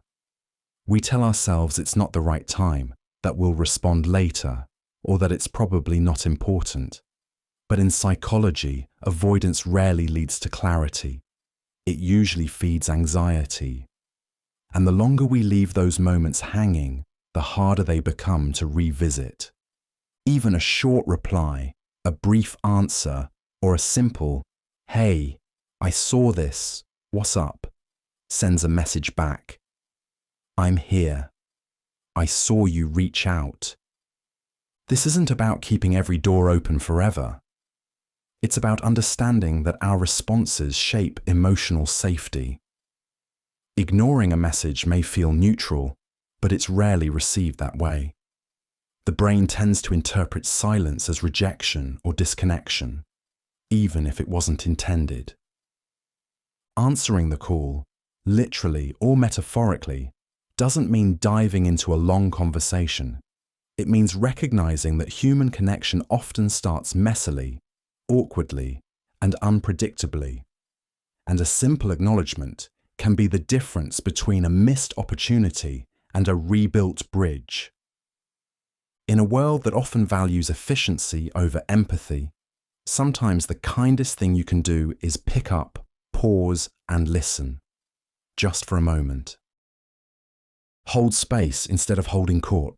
You're in a conversation, someone starts opening up, and before long, it's turned into a lecture about your experience, your opinion, your advice. It happens easily, even with good intentions, but it's the difference between holding court and holding space. Holding space is a psychology-informed approach to supporting someone emotionally without trying to steer, solve, or center yourself. It means creating a safe, open environment where someone can speak freely and process what they're feeling, without interruption or judgment. In contrast, holding court is when the listener takes control of the conversation, often by offering too much advice, personal stories, or constant analysis. It may feel helpful in the moment, but it shifts the spotlight away from the person who actually needed to be heard. For example, someone says, "I've been feeling disconnected lately." A person holding court might immediately respond with, "I know what you mean. That happened to me last year when I started my new job, and here's what I did." That kind of response sounds supportive on the surface, but it quickly turns the moment into your story. Holding space would look different. It might mean saying, "That sounds hard," and then just letting the silence stretch. You're not rushing in with opinions. You're showing presence, not performance. Psychologically, this is about emotional safety. Holding space invites people to explore their thoughts out loud, without the fear of being corrected, judged, or redirected. It's the kind of environment that helps people feel in control of their own narrative, especially during vulnerable moments. In practice, it requires restraint, empathy, and trust in the other person's process. You're not the star of the moment. You're the backdrop that helps them feel supported, and that shift changes everything. Replace "let me know" with a specific offer. When someone's having a hard time, it's natural to want to help. So we say, "Let me know if you need anything." It sounds thoughtful, but it rarely leads to action. That's because in moments of stress, vague offers feel more like pressure than support. The psychology behind this comes down to cognitive load, the mental effort required to process, plan, and make decisions. When people are overwhelmed, even simple tasks like figuring out what kind of help to ask for can feel exhausting. So when you say, "Let me know," the intention is kind, but the burden shifts back onto them to figure out how to respond. Replacing that phrase with a specific offer lowers the barrier. It turns support from something abstract into something they can actually use. For example, instead of saying, "Let me know if you need help," say, "I can bring dinner Tuesday night. Would that help?" Or, "I'm free Friday. Do you want me to take the kids for a few hours?" These offers work better because they require less decision-making. The person doesn't have to scan through options or feel awkward about asking. All they need to do is accept or not. Either way, it gives them back some energy. This idea also taps into proactive empathy, a type of support where you anticipate someone's needs instead of waiting for them to ask. It shows you're not just available, you're paying attention. Offering something concrete is one of the simplest ways to make kindness more effective. It turns well-meaning words into something useful. And when someone is already doing their best to stay afloat, removing just one decision from their plate can feel like real relief. Ask if they want advice or just space. Someone opens up to you about a tough day, and before they finish their sentence, you're already suggesting solutions. It's instinctive. You want to help. But sometimes, trying to fix things too quickly does more harm than good. The psychology behind ask if they want advice or just space is about giving people control over how they process their emotions. When someone shares a personal struggle, it can feel like an invitation to jump in with ideas, tips, or encouragement. But not everyone is looking for that. In fact, many people just want to be heard, not helped. By simply asking, "Do you want advice or do you just want to talk?" you give the other person the chance to guide the conversation in the way they need. It's a small question, but it shifts the dynamic. Instead of assuming what's helpful, you're offering a choice, and that choice creates emotional safety. For example, a friend says, "I'm overwhelmed at work." A typical response might be, "You should take a break or talk to your manager." That's advice. But if they weren't ready for solutions, it can feel dismissive. Now compare that with, "Do you want to vent or figure something out?" It lets them decide the direction. Psychologically, this shows empathy in action. You're not just responding to what was said, you're responding to what was needed. It reduces miscommunication, lowers the chance of defensiveness, and makes it easier for people to open up again in the future. It's a simple question, but it builds emotional intelligence on both sides. And over time, this one habit can completely change how supported people feel in your presence. Don't confuse silence with indifference. When someone doesn't respond right away, when they go quiet during a tough moment, it's easy to assume they don't care. But silence doesn't always mean indifference. Sometimes, it means they're feeling more than they can say. The idea behind "don't confuse silence with indifference" is rooted in the psychology of emotional regulation. In high stress or emotionally complex situations, people often pause, not because they have nothing to say, but because they're working through what they feel. They may be overwhelmed, unsure how to respond, or afraid of saying the wrong thing. This is especially true in conversations involving grief, conflict, or vulnerability. Silence might look like distance, but inside, a lot may be happening. Guilt, fear, discomfort, or simply the search for the right words. Reacting to that silence with frustration, assuming someone is cold or uninterested, can widen the gap rather than bridge it. Take a personal example. If you share something painful with a friend and they sit quietly for a while, it might feel like they're ignoring you. But in many cases, they're giving it the weight it deserves. They may be thinking carefully, or holding back to avoid rushing you or saying something unhelpful. This concept also applies to different communication styles. Some people process internally. They don't speak to think. They think first, then speak. And silence is part of that process. Psychologically, recognizing this helps preserve empathy. Instead of rushing to fill the quiet or interpret it as disinterest, it allows space for reflection and better responses. People who go silent might be taking you seriously, more seriously than someone who rushes in with the first available reply. Understanding the difference between silence and indifference can keep meaningful connections from being misread or prematurely cut off. Because sometimes stillness speaks. It just takes longer to hear. Be always humble about success. Success can make people listen to you, but humility makes them respect you. Being consistently humble about success isn't about pretending you didn't work hard or minimizing what you've achieved.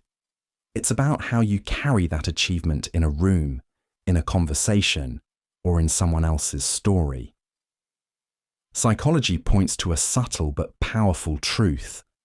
People are more receptive to those who succeed without needing to remind others of it.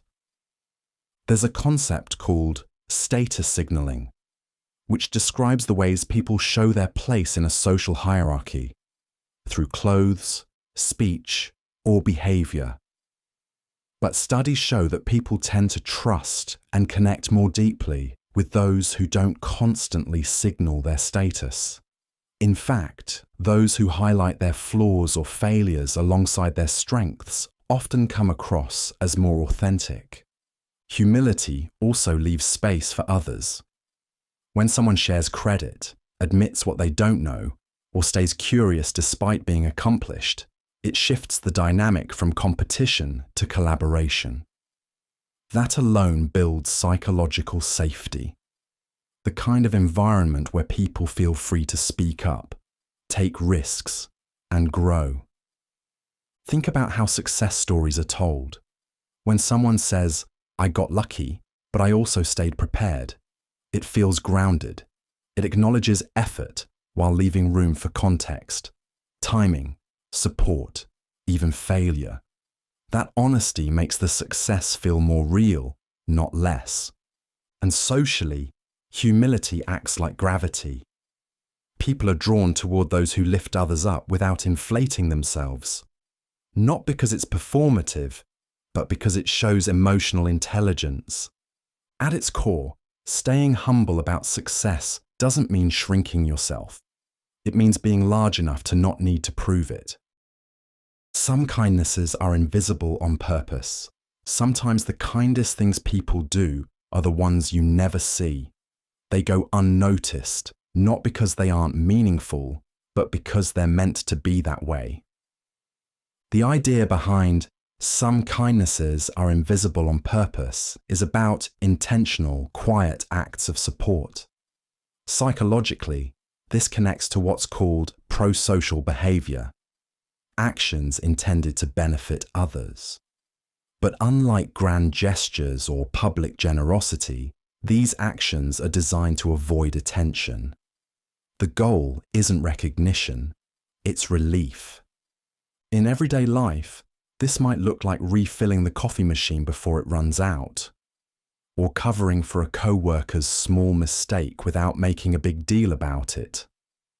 It might be a friend who checks in with someone they know won't ask for help, or someone who defends you in a room you're not in, without ever mentioning it afterward. These forms of kindness are powerful because they don't create obligation.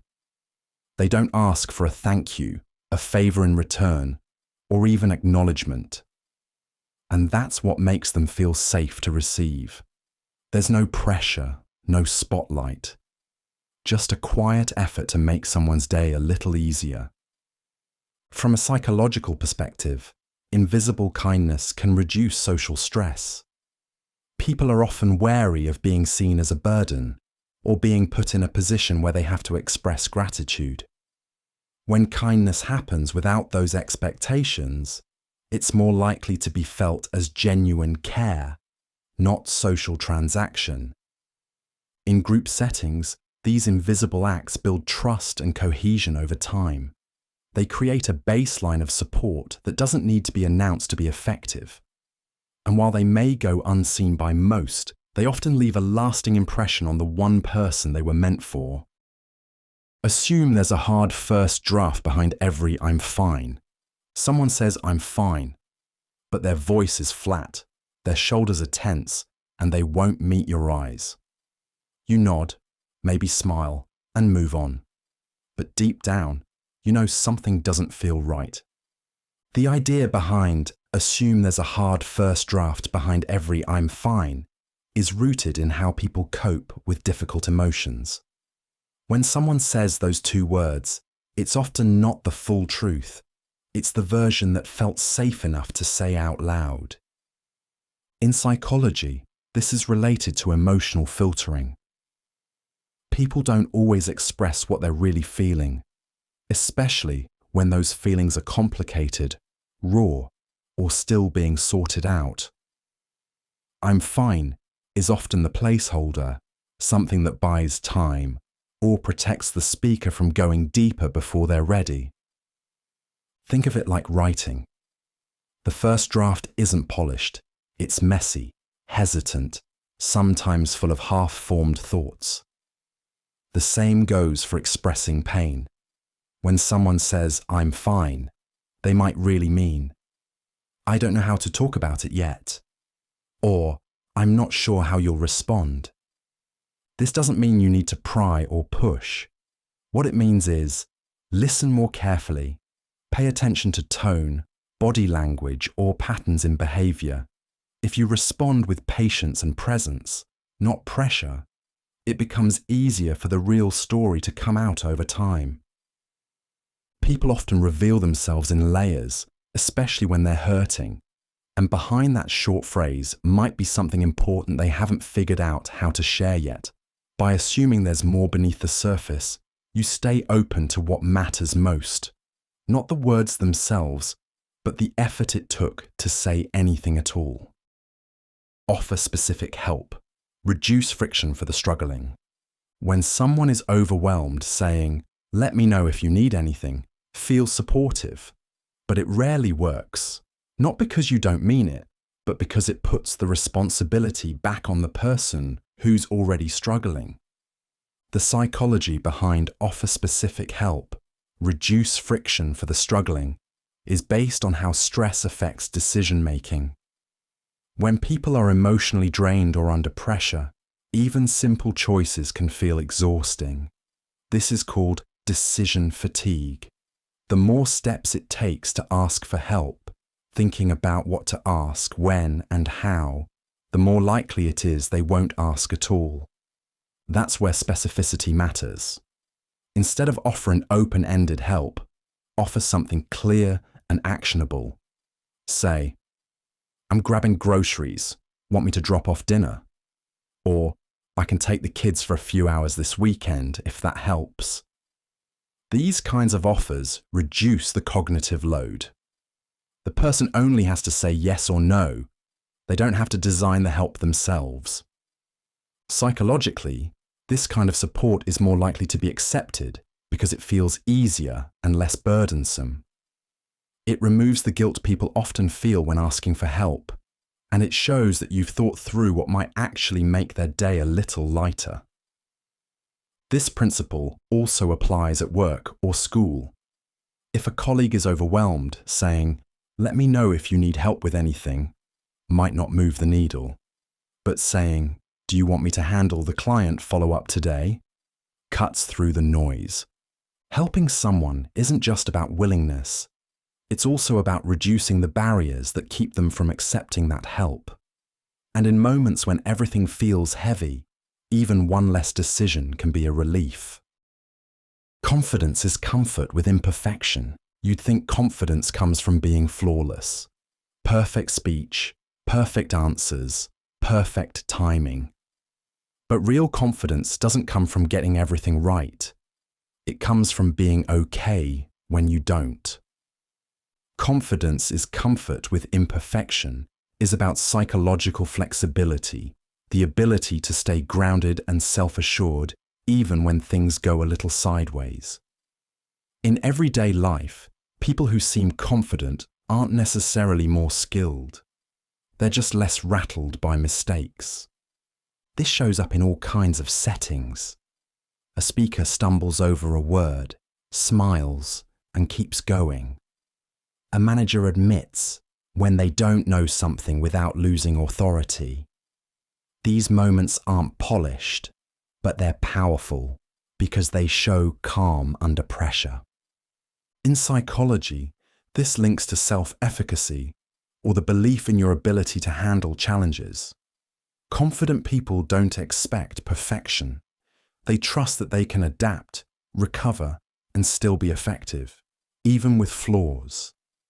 And that mindset changes how others perceive them. Someone who can laugh off a small misstep or correct an error without flinching often feels more trustworthy than someone who gets defensive or tries to hide it. This also affects how people take risks. When you're not afraid of imperfection, you're more willing to try new things, speak up, and keep learning, because failure doesn't feel like a threat to your worth. It's just part of the process.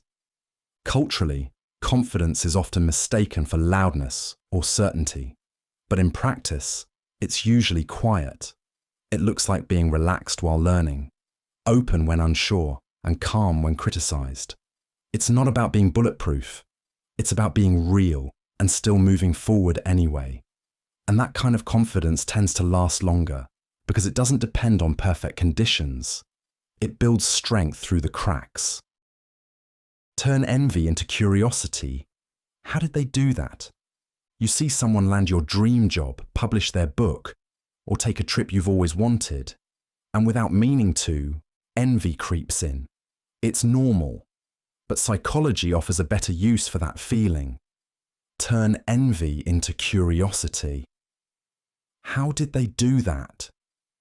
Envy is a social emotion. It shows up when we compare ourselves to others and feel like we're falling short. Left unchecked, it can turn into resentment or self-doubt.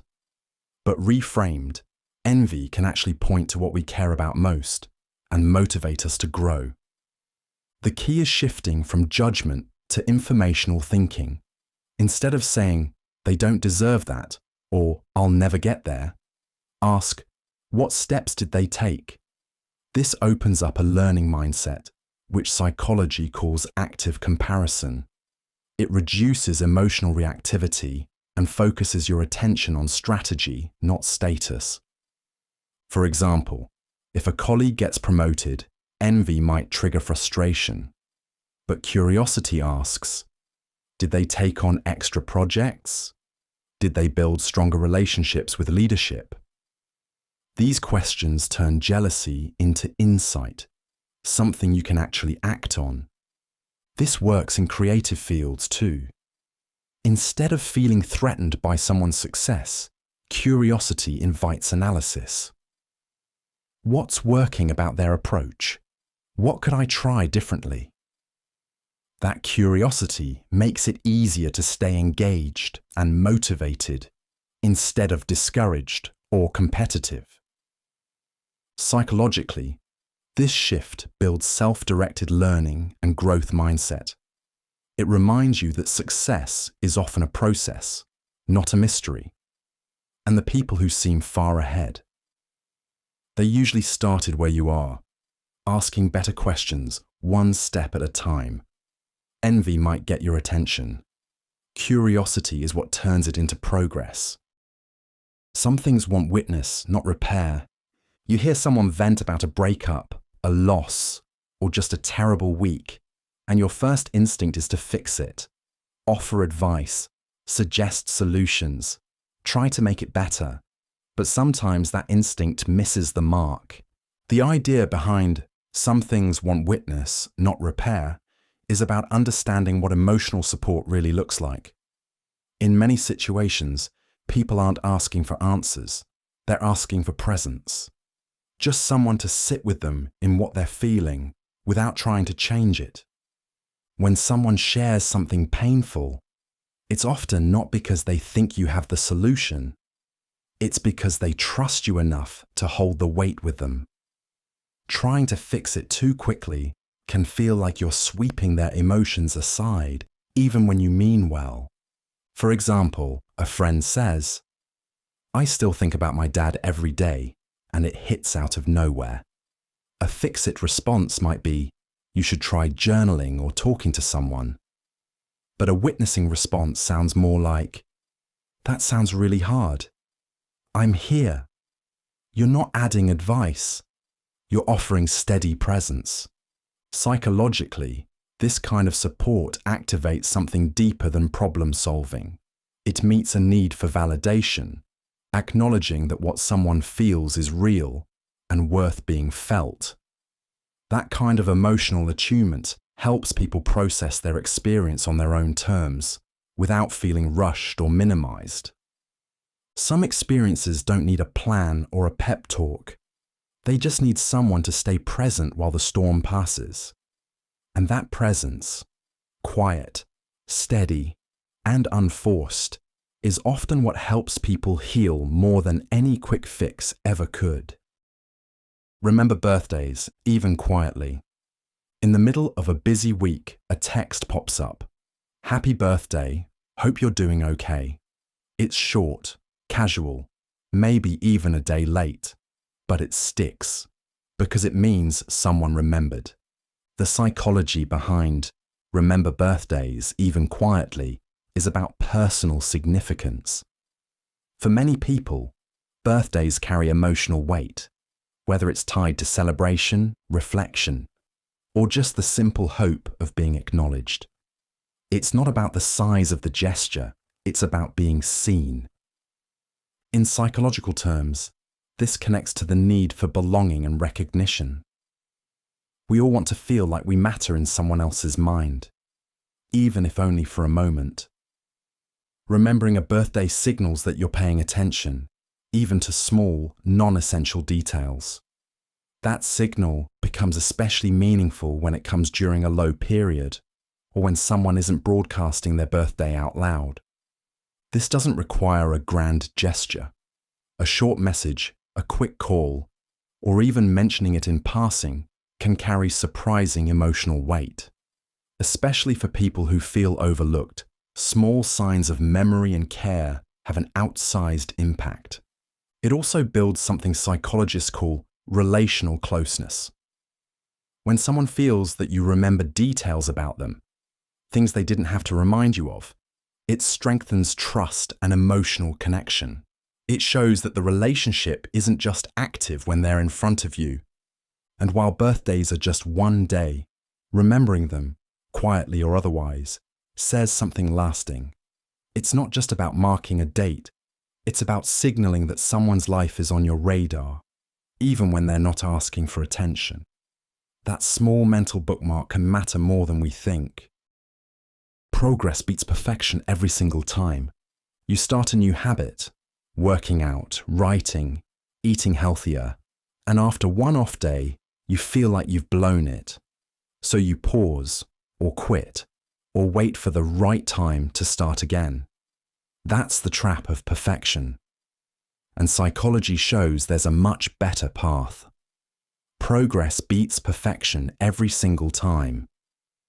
This idea is grounded in behavioral momentum, the principle that small, consistent actions build lasting habits more effectively than occasional, flawless ones. When people aim for perfection, they tend to delay starting, avoid risk, and get discouraged by normal setbacks. But progress is different. It allows space for imperfection while still moving forward.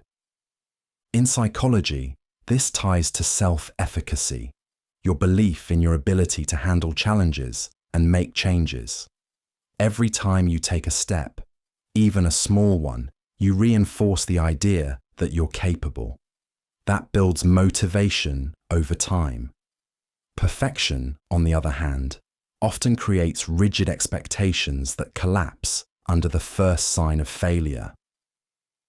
Take a simple example, someone who wants to read more. A perfection mindset says, I need to finish a book every week. Miss that target once, and it feels like failure.